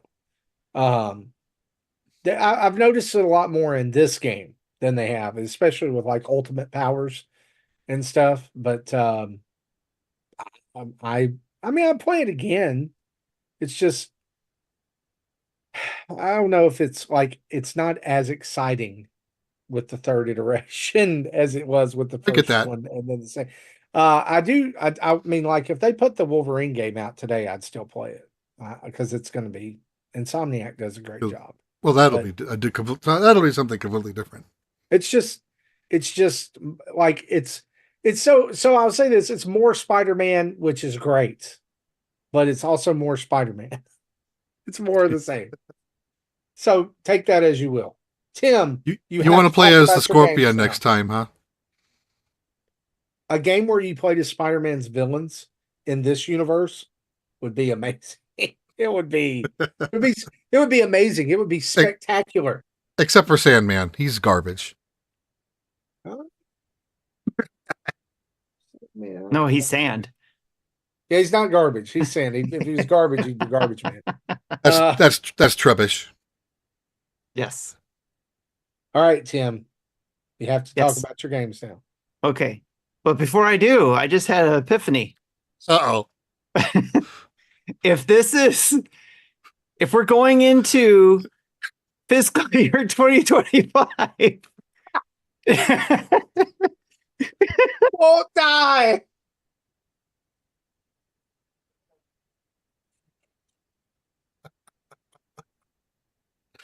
Oh my gosh. He's so tickled he can't talk. I love it. I've never seen Tim like this. Mikey Burgett says, "Can this please be a running gag on the podcast? It will be now." I really feel like he's about to look up from where he is, and he's going to have Joker makeup on. Did I ever tell you about fiscal year 2025? This conversation would be fun if Justin was around. We've broken Tim. Where is Justin? This would be the perfect time for him to have the little call-in thing. He's all disheveled. He's sleepy. Guys, I've been listening. Hey, sure looking guys. I've been listening, and Tim, you're wrong. You're wrong. Okay. He's like, you're relieved of your duties. Go fix yourself up. I'm laughing because I don't know why Justin sounds like Kermit the Frog in my head canon. He's sure looking okay. Kermit the Frog here. Just a message here, back from Hawaii. Oh my gosh. I did have an epiphany though, because it's okay. I understand now what is going on with the fiscal years. Thank you very much. My brain is all set there. But now it's now I got this all new thing going on in my head. Well, if April 1st is fiscal year 2025, does that mean we're still getting a Switch in 2024, but it's fiscal year 2025? Is that the 2025 they're talking about? Or maybe we're getting it later this year, and it's 2025. Right, it's fiscal year 2025. See, I don't think all the rumors are taking fiscal year into account. They're thinking calendar year. It's like X-Files music playing in the background. I wish we had that. All right. What have I been playing? All these math symbols flying across his face. Yes, exactly. Got math equations, everything like that. What I've been playing is Pepper Grinder demo. We talked about that. We talked about it some more in the pre-show with Justin. I stopped playing it after I completed the first level or world or whatever you want to call it, because I want more and I don't want to play the demo. I want the game. So I just stopped. I was just like, I'm not going to play anymore. I know I want to play this. I'm ready to go. So that's going to be day one for me. Unicorn Overlord. I played that demo, not all of it, but what I played so far. More than likely, I'm going to want to pick this one up too. We'll see if I get it day one because it'll depend on what else I'm playing. Because if I'm trying to finish something else, I don't want to get that and try to jump into that. But So my question is, did you misspell it in the notes on purpose? what did I do? Unicron. I might have. Did you change it for me or something? I did I would change it. play. Okay. I would we play. were talking Unicron about Overlord. that. We were like Unicron. I said, what if it was Unicron Overlord? That'd be a new Transformers game. But no, I didn't do that on purpose. But no, I enjoyed that demo. I'm still going to try to jump back into it. But I had another game kind of take over my gaming life, and I'll get into that in a minute. I played New Star GP, which is a game that's coming out in March, and probably something I can't talk about yet. So once that releases, you'll get to see the video on that game. I think it's March 6th. I think. So I'm looking at our thing. Yeah, it's scheduled to release on March 6th. So yeah. So you'll get that video, first impressions on that when that comes out. Then I also played Splatoon. Apparently, 6 is embargo. The game releases on 7th. Oh, okay, yes, thanks. So, but because it's embargoed, I can't talk about anything else there.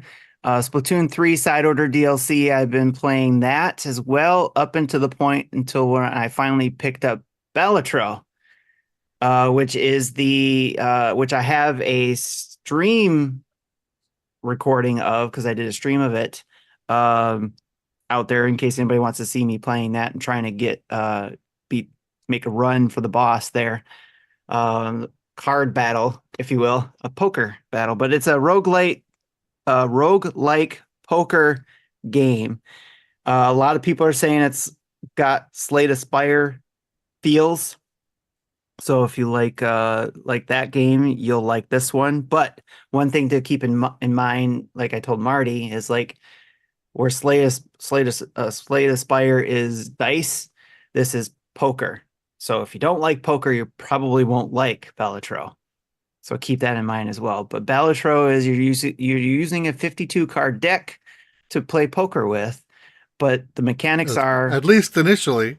But the mechanics is you're using jokers to help improve your hand, improve the scoring you get, and the opportunities you're trying to beat the ante for the deck or for that round. Or the chip count or the money. So you're trying to beat like 70. Each ante has 3 rounds. There's the small blind, the big blind, and then the boss. You're trying to beat, so you're trying to beat the chip count for each of those steps to the boss. So like the first one you got to do is collect 300 chips. And so each card counts towards your chip count, and then you can use jokers to increase your chip count, and you get multipliers to help also increase that chip count to beat that top score for that ante or for that particular round, I should say. And then so you go 2 rounds where you get chips. You also earn money where you can buy more jokers and more cards. You also have other buffs that you can get through tarot cards and celestial cards. So there's a lot of mechanics in there, and because it's roguelike, if you don't beat a boss or beat one of these rounds or by beating the chip count, you end your run, and you don't get to keep any of those things you bought. The only thing you get to keep are any decks you opened when you either collected enough things or beat a certain amount of antes. So that's the only thing you get to keep to go into the next round, but you only get one of those buffs or a set of those buffs depending on which deck you're playing. And that means that could be just the color of the deck. So like I think it opens up and each color of the deck gives you a different bonus. different buffs. So like the first one is the red deck, which gives you an extra discard count. So it's +1 because you're only allowed to discard up to 3 times, and then you can play up to 4 hands. So there's a lot of strategy behind this game, and I'm just barely touching the surface on it and not doing it justice. That's why I recommend either going to watch the replay of the stream I did, because I go in to try and explain all the things I've learned along the way, or heck, just go search up Balatro, and if you're interested, go watch, well, like I did, a lot of the other beginner tip videos that people have put out there that helped me a lot. See, one thing we didn't talk about is the boss has a negative effect to do some harm. Oh yeah, and it's also randomized. So the run that I did the best in was a run based on my jokers. I had a joker that let me skip a number in my straight. So instead of being limited to 5 sequential cards, I can skip numbers. So I can say 2, 4, 6, 8, queen, and that's a straight. That counts as a straight. And so to make straights easier to get, I had one joker that said for every face card, it adds 3 to the multiplier or something like that. I had another joker that says every card is a face card. So that made the previous joker always add 15 multiplier, no matter what the hell else is going on. So that I was helping my score a lot. I got to the boss, and its negative effect, and I didn't notice it until I started the game and saw what the hell was going on, was all face cards are debuffed, which means they don't increase your chip count and they don't increase your multiplier. And if the card had any effects by being a special card, they didn't count either. So my deck was just crap. Just that dead. That ended my run. There was nothing I could do. That is essentially what is defined as the boss fight, because they have those negative effects. The other 2 rounds that you fight, just they're more straightforward. Count, they're more straightforward. There's no negative effects on your deck. And you can choose to skip the small blind and the big blind to get a small bonus, but that also means you don't gain chips from play and you don't have access to the shop. Yeah. You don't get to gain gold to be able to buy something from the shop after playing that round. Because the shop is where you buy your jokers, your celestial cards, or your tarot cards. Yes. Among other things. Yep. So there's again more strategy in it because either you go to the shop after beating that round and got enough money to buy your next joker, or you can skip it, like he said, and go from there. Yeah, I think Tim just drew our thumbnail.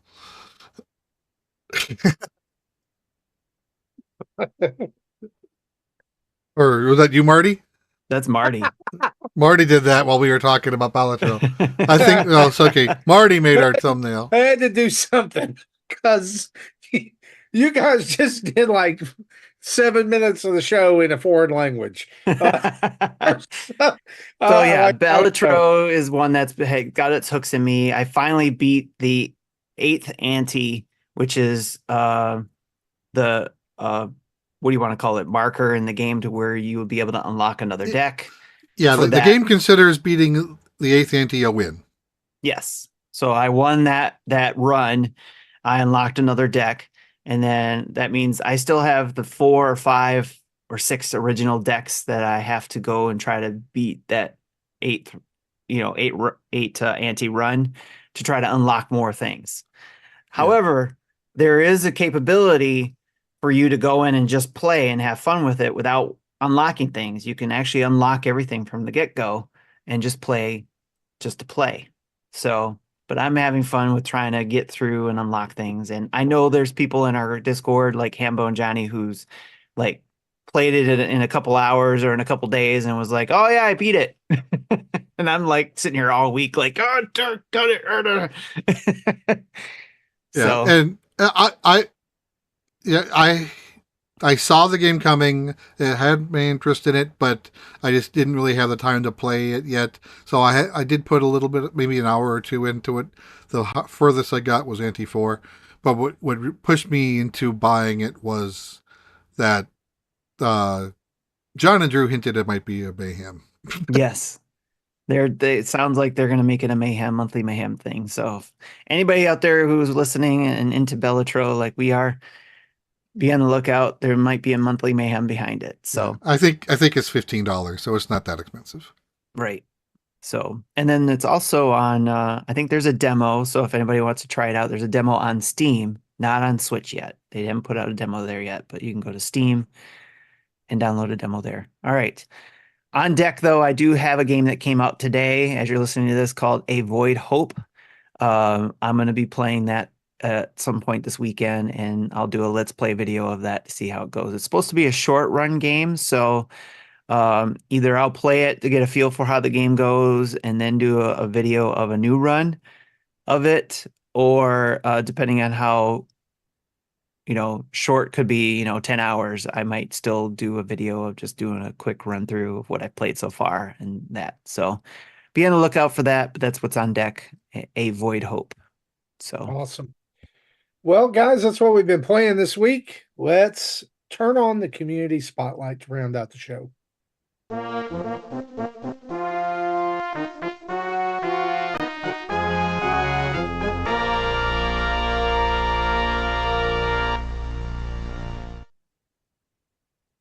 all right, so we got a few things from the email and Discord and voicemail.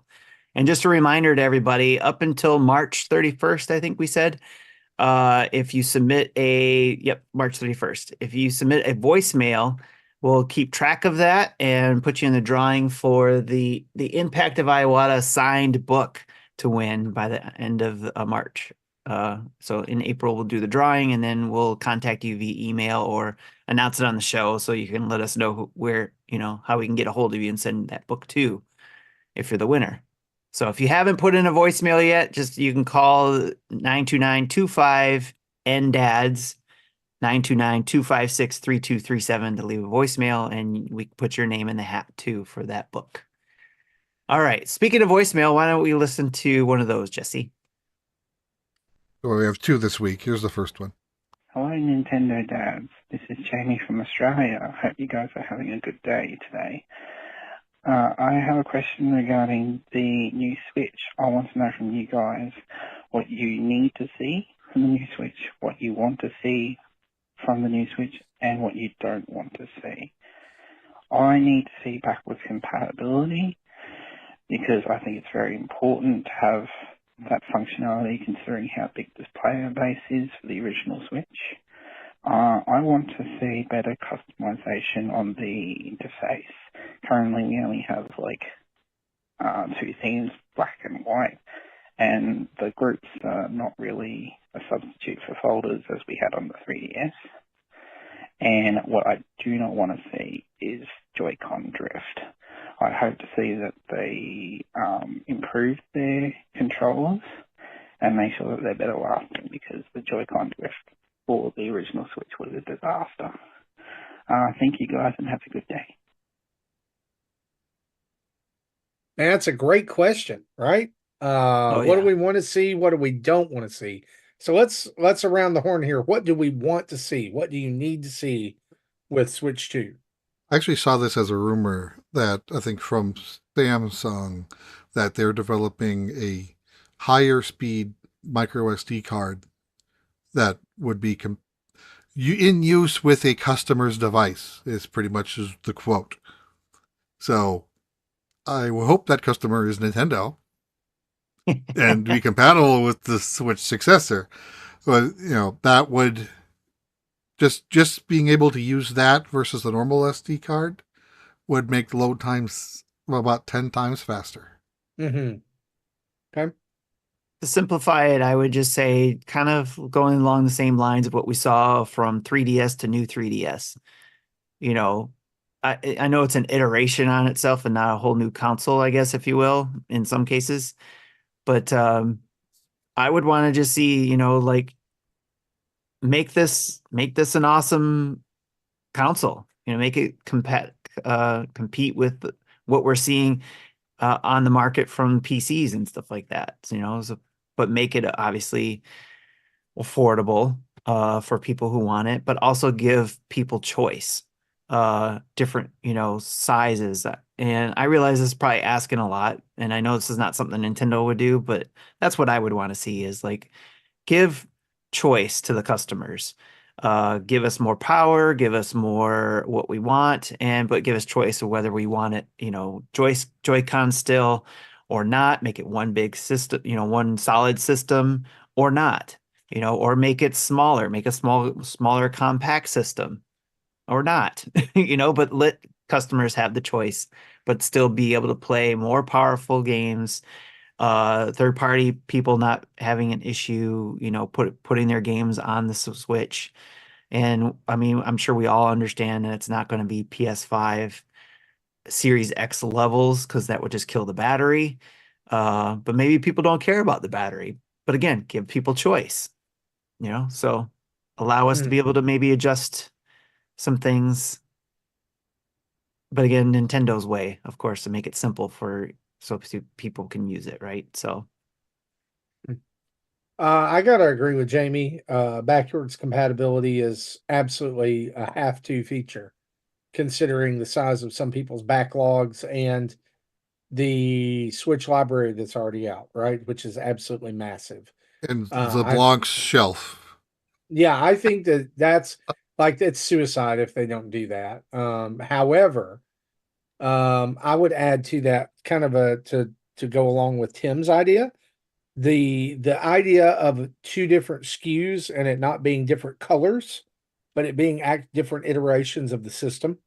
I would love to see them go at the very beginning, and I know this probably won't happen, but if they did an OLED versus a non-OLED version, like if they did a LCD version that's cheaper, that maybe has maybe it's LCD and digital only, like there's no game card, that your library is all digital, or you could do the Pro version, which is OLED with the game card, maybe better quality Joy-Cons. I'd be willing to pay for the better Pro option, right? And I think we saw Sony experiment with that this a little bit this gen with digital versus disk drive version. Same thing with Microsoft with the the Series S and the Series X. The Series S was a little, it could do everything that the X did, but just a little less powerful, digital only, smaller form factor, more affordable. Maybe that's a way. Maybe even if they did 3 and they did a light in with that, like if for people who wanted non-detachable Joy-Cons and it be digital only. But for me, the backwards compatibility and the better connectivity online is necessary. That's what we want to see. What do you not want to see with this with the successor? Getting away from. Go ahead, Jesse. Go ahead. Okay, I agree with the Joy-Con drift. And we've talked about that before. If they used Hall effects instead, then that would make them more sturdy. Getting away from the hybrid console, I think. I know there's some people who would want to see maybe one or the other, or maybe there's a future some gimmick to it to where it's a home base that type of thing. But I think getting away from the hybrid thing that sold it probably in the first place would be the wrong thing to do. I would not want to see. Yeah, and in fact, I was one thing I wanted to mention is just like with this generation, we have the Switch and the Switch Lite and the OLED Switch, and we're able to, if I have all 3 devices and I have my profile on all 3 devices, I can transfer my save state from device to device to device as needed to play whatever game on whatever device I have. I want that to stay, but I would, again, as Marty said, choice is good. I wouldn't mind seeing a TV only model that has no screen, that is just always plugged into your TV. And if I want to take it portably, I could have my own a separate portable device. I probably would buy two if that was an option. Again, And choice is the thing, and I definitely think that would be a great idea to have. I just don't want them going away from one or the other, and that's it, you know. Yeah, mainly because I would have the TV only unit in front of my big TV, and if it's small enough, I would probably even just have another one of those here at my desk connected to my capture card, because whether I'm on the couch or at my desk, I'm docked 100% of the time. I very rarely play portably. Unless you're doing dinner table and you're there playing Picross while you're. No, I'll still even do that docked. I'll just have a window on my other monitor. Oh, okay. I guess it depends on the game, because I thought I've seen you sitting back playing it and doing something or whatever with the game. Yeah, it depends. Probably depends on the game. Yeah. All right. But yeah, I mean, that also, we don't know what the new technology is going to be on this next system too. We don't know if maybe that's the new thing where you don't have to dock it to be on the TV. Maybe it, airplays in a way, so who knows? That'd be Who cool. knows? Okay. Good deal. I think for me, the very quickly, the don't want is the very, just kind of not caring attitude about the user interface. I can't tell you how many times, like, I'm glad we have groups, but I miss the folders that are on the front page on the actual home page. I can't tell you how many times I've wished for those on Switch, that like where I could group all of my Mario games or all of my retro systems and it's right there. I don't have to go to I don't have to go down the list. I can't there are times that I forget that I have games on Switch because they're not in that first lineup. And so it hasn't been like, even just being able to minimize those squares, like make them smaller, would have helped. Yeah, that's what I liked about the 3DS. Its default is one row with bigger icons. I brought it down to 3 rows of smaller icons just to feel like 15. Yeah, that's what I wouldn't want to lose, is the ability to fire up my Switch and start a game quickly compared to other systems. So if there's all these wonderful things we want on our Switch to be able to get to, like those folders and stuff, I want those too, but I don't want to lose that ability to just jump in and play a game quickly as we can with the Switch today. But I definitely agree, the folders or minimize having like we had on the 3DS. Being able to have multiple games in sleep at once would be nice. Like an Xbox does that and it works well sometimes. But that may be why Nintendo hasn't done it, is because it only works well sometimes. Yeah. Well, with the Switch, it works great all the time for the one game. I've never had a problem with it. If the game was had an online component, then I'd have to reconnect every time. But but most games don't have that. Like Persona 5, I had to toggle that because that messed it up. Yep. Good stuff. All right, let's move on to Happy Jacks. Hey, Dads. This is Happy Jack from the Discord. I've been a long-time listener of the show since 2016, right after the Switch was revealed. Started looking for Nintendo podcasts, and you guys caught my fancy, and now here I am years later with 2 kids. So now I'm actually a Nintendo dad now. So since today is Leap Day, my question is, what is the biggest leap you've ever made? That could be a physical leap or maybe some kind of metaphorical leap, like some big decision you made. Thanks, Dads. Appreciate you all you guys do. I think we just witnessed Tim's in real time. I made the leap from understanding fiscal year. Yeah. Oh gosh. 2 come to mind for me immediately. The first would be asking my wife to marry me. That was that's a pretty big leap, putting yourself out there. Thankfully, she said yes, and she still is saying yes. 22 years later. The other one would be in 2010, I traveled outside the country for the first time to Romania. Ah. Did not see any vampires. Were you disappointed? No. I did learn that Probably relieved. I did learn that McDonald's tastes the same everywhere in the world. Well, that's by design. Yeah. So they all ate some kind of one of the days that we were in the city, they all ate some kind of sandwich from a cart, and I wasn't about to try that. So there was a McDonald's there, and Romanian McDonald's chicken nuggets taste like American chicken nuggets. Nice. I'm a creature of habit. How about you, Jesse? I would say mine would be in 2000 when I decided to move out of Minnesota into Kansas for the job that I was unemployed for a few months in Minnesota and wasn't able to find a new one, but was able to find a job in Kansas, and almost 24 years later, I still have that job. Nice. Mine is probably along the same line that both of yours is, like a couple of them.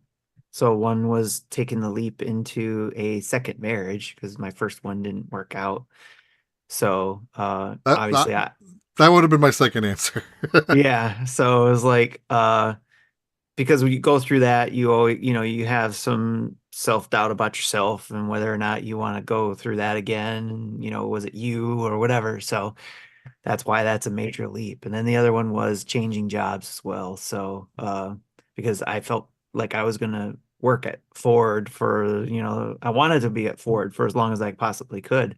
I'm not one of those people who wanted to, jump from job to job. I wanted to, I enjoyed what I was doing, wanted to stay with Ford Motor Company, and it just didn't work out that way. So I took a leap, and thanks to a friend, they said, "Hey, we're hiring over here. We need someone to do something like what you do over here." So I took that leap, and now I've been with that company since 2015. So, and again, hopefully I can be with this company till I retire, but you never know what will happen. And but for now, that's where I stand, is hopefully I'll be there. So, but another great question, is more personal, but absolutely. good. I love it. So, all right, let's get through some of these other questions here. We got 3 left. One's an email from Russ G. Do you think we'll ever see another more portable console from Nintendo again? The Switch Lite is great, but you still need pretty big pockets. Do you think a device the size of GBA SP, or 3DS would sell if it was essentially a Nintendo Switch Online player? I mean, the majority of the games on there would be very enjoyable on an ultra portable, a device you can attach to your NSO and play compatible games. Would something like that sell, and would it be would it being tied to NSO drive more NSO subs and make Nintendo money?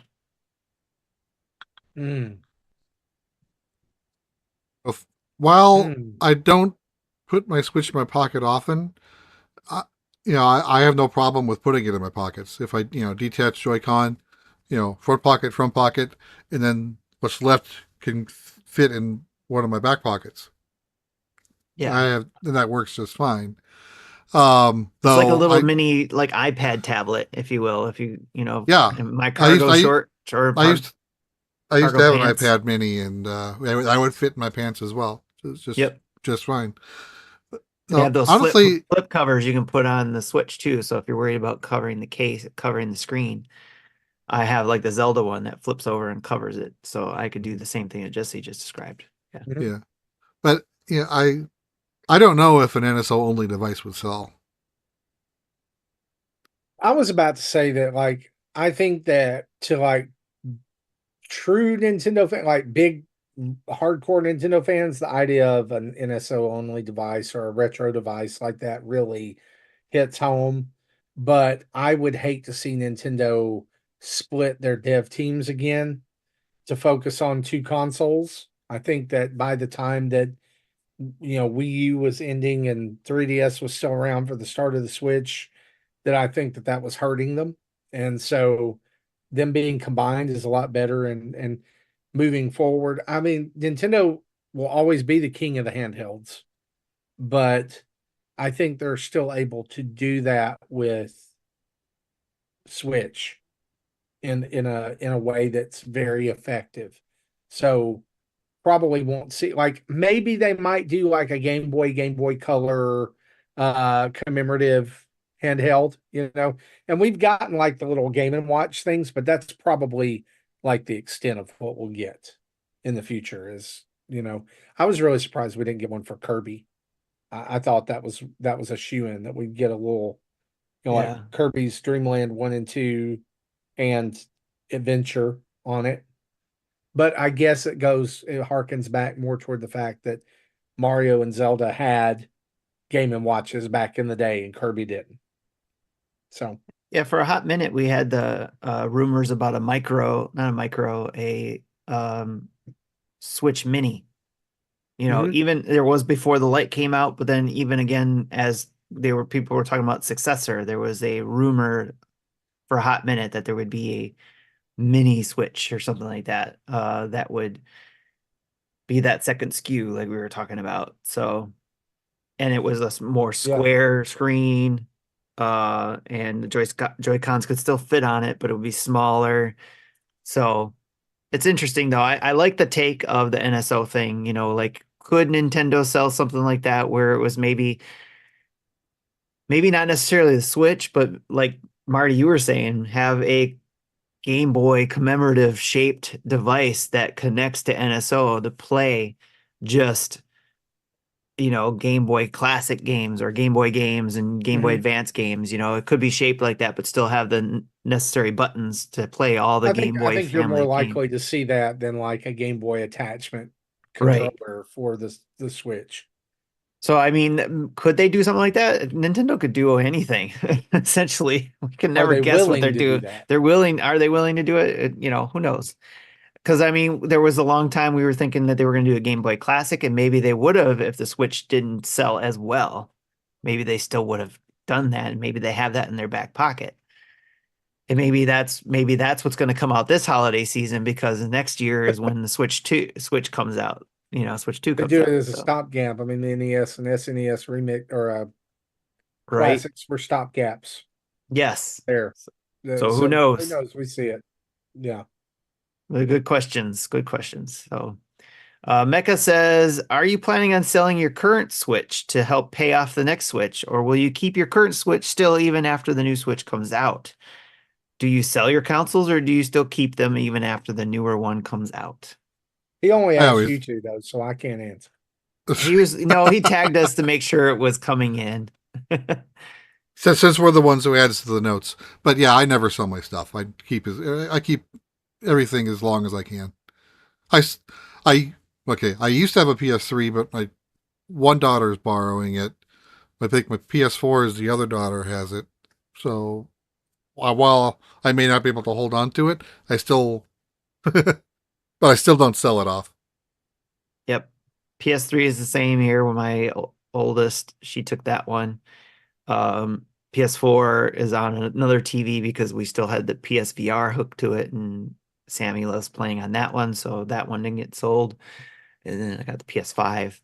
I have the PS TV around here somewhere. I think Matthew had it last.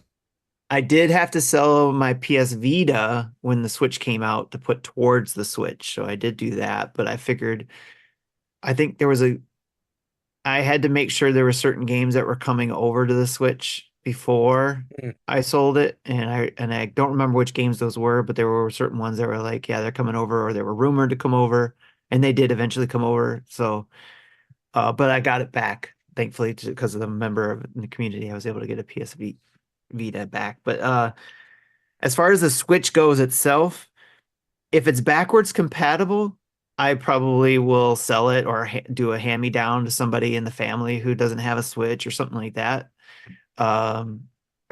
So I may do something like that.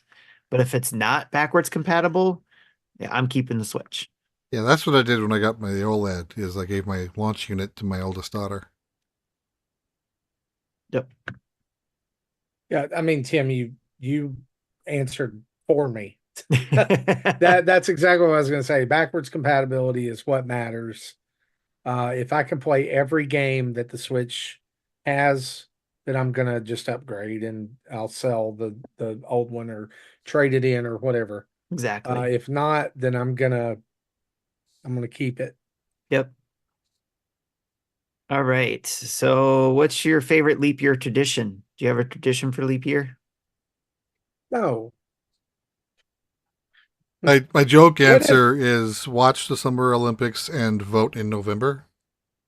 Yep. But really, I don't really have any other traditions than that. It's just like, oh, it's 29th. The only tradition I have is I have a cousin who celebrates birthday on the 29th. And so I always have to make sure I say something to her. And because it's like, I don't There you get to go. actually say happy birthday to you on your birthday every year. So I have to make sure to do it.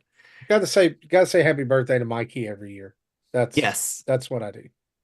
That's my new tradition. Yeah. Like And- I know two people who have the same birthday as me, so I tell them happy birthday whenever it's my birthday. Speaking of Mikey, in honor of February 29th, Leap Day, what is the one game you would love to spend the extra day playing?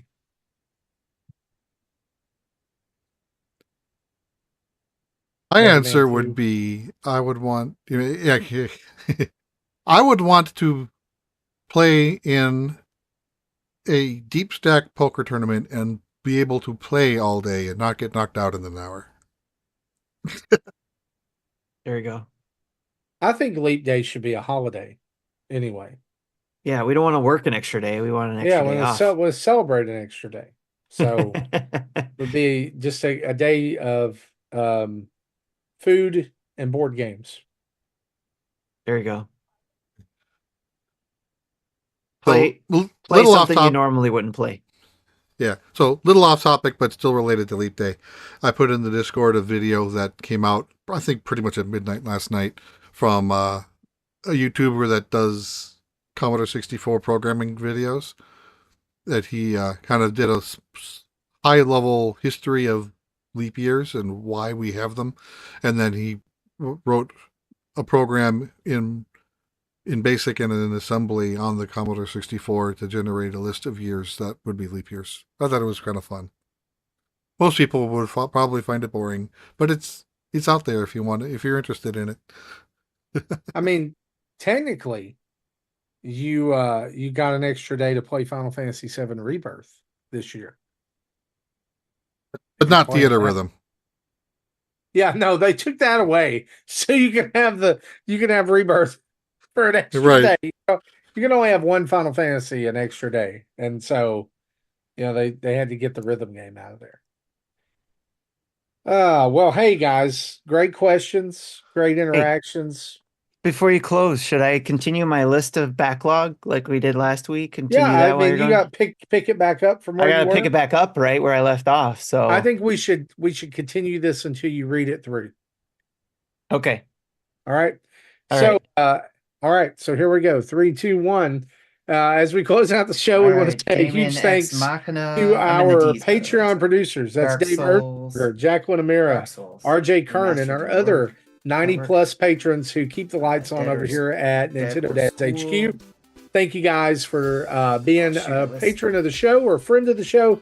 You can join us over at patreon.com/Nintendo Dads and make your dreams come true. Ours too. Next, a special thank you to our 15+ Twitch Prime subscribers. If you have an Amazon Prime subscription and you're not using your Twitch subscription, throw it our way. We would appreciate it.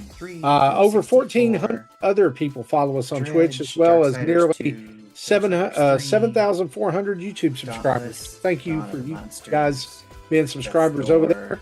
Basically, what we're saying is thanks We would not be here without you guys. Head over to NintendoDads.org for Spotify podcast feeds of our show, as well as other Nintendo Dads family of podcasts like Dads After Dark and Retro Logic and their family of podcasts like Retro Logic, On Topic Retro, Retro Groove, and Film Logic. Our latest YouTube videos and tweets, all of our social media, and Nintendo Dads merch are available over there too at NintendoDads.org. Don't forget to check out our sponsors, Manscaped.com. Use the code NINDADS, that's NINDADS, to get 20% off your order and free shipping. Or FactorMeals.com and use the code NINDADS50, that's NINDADS50. You get 50% off your first order from some delicious and nutritious meals from Factor. Thanks for sponsoring us, guys. You can contact us by emailing us at nintendodads@gmail.com, or you can call in and leave a voicemail at 929-25-NDADS. That's 929-256-3237. You can leave us a voicemail by March 31st, and we'll enter you into a drawing to win a signed copy of The Impact of Iwata. So go ahead and send us that voicemail today. Big thanks to OC Remix music, for the music used throughout the show. A reminder, you can download us from your favorite podcast app of choice, and when you do that, please leave us a 5-star review and some written words. Helps people find us. Really, really hard to talk over Tim. Speaking of Tim, this has been episode 467. For me, for Tim, for Jesse, and the missing Justin. We'll be back next week or the week after that, or whatever. We'll see you next time. Bye-bye. Flipping Death, Blood, Four Tails, Fortnite, Franken-Drake, G.I. Joe, Operation Blackout, Shadow Roboto, Gear Shifters, Geki Yabo Runner, Ghost Sweeper, Ghost Runner, Go Minimal, Golden Force, Golf Story, Golden Quest or Gordian Quest, Gorogawa, Graviteer, Gripper. Thank you for listening to Nintendo Dads. Do you know who I am? Nintendo Dads.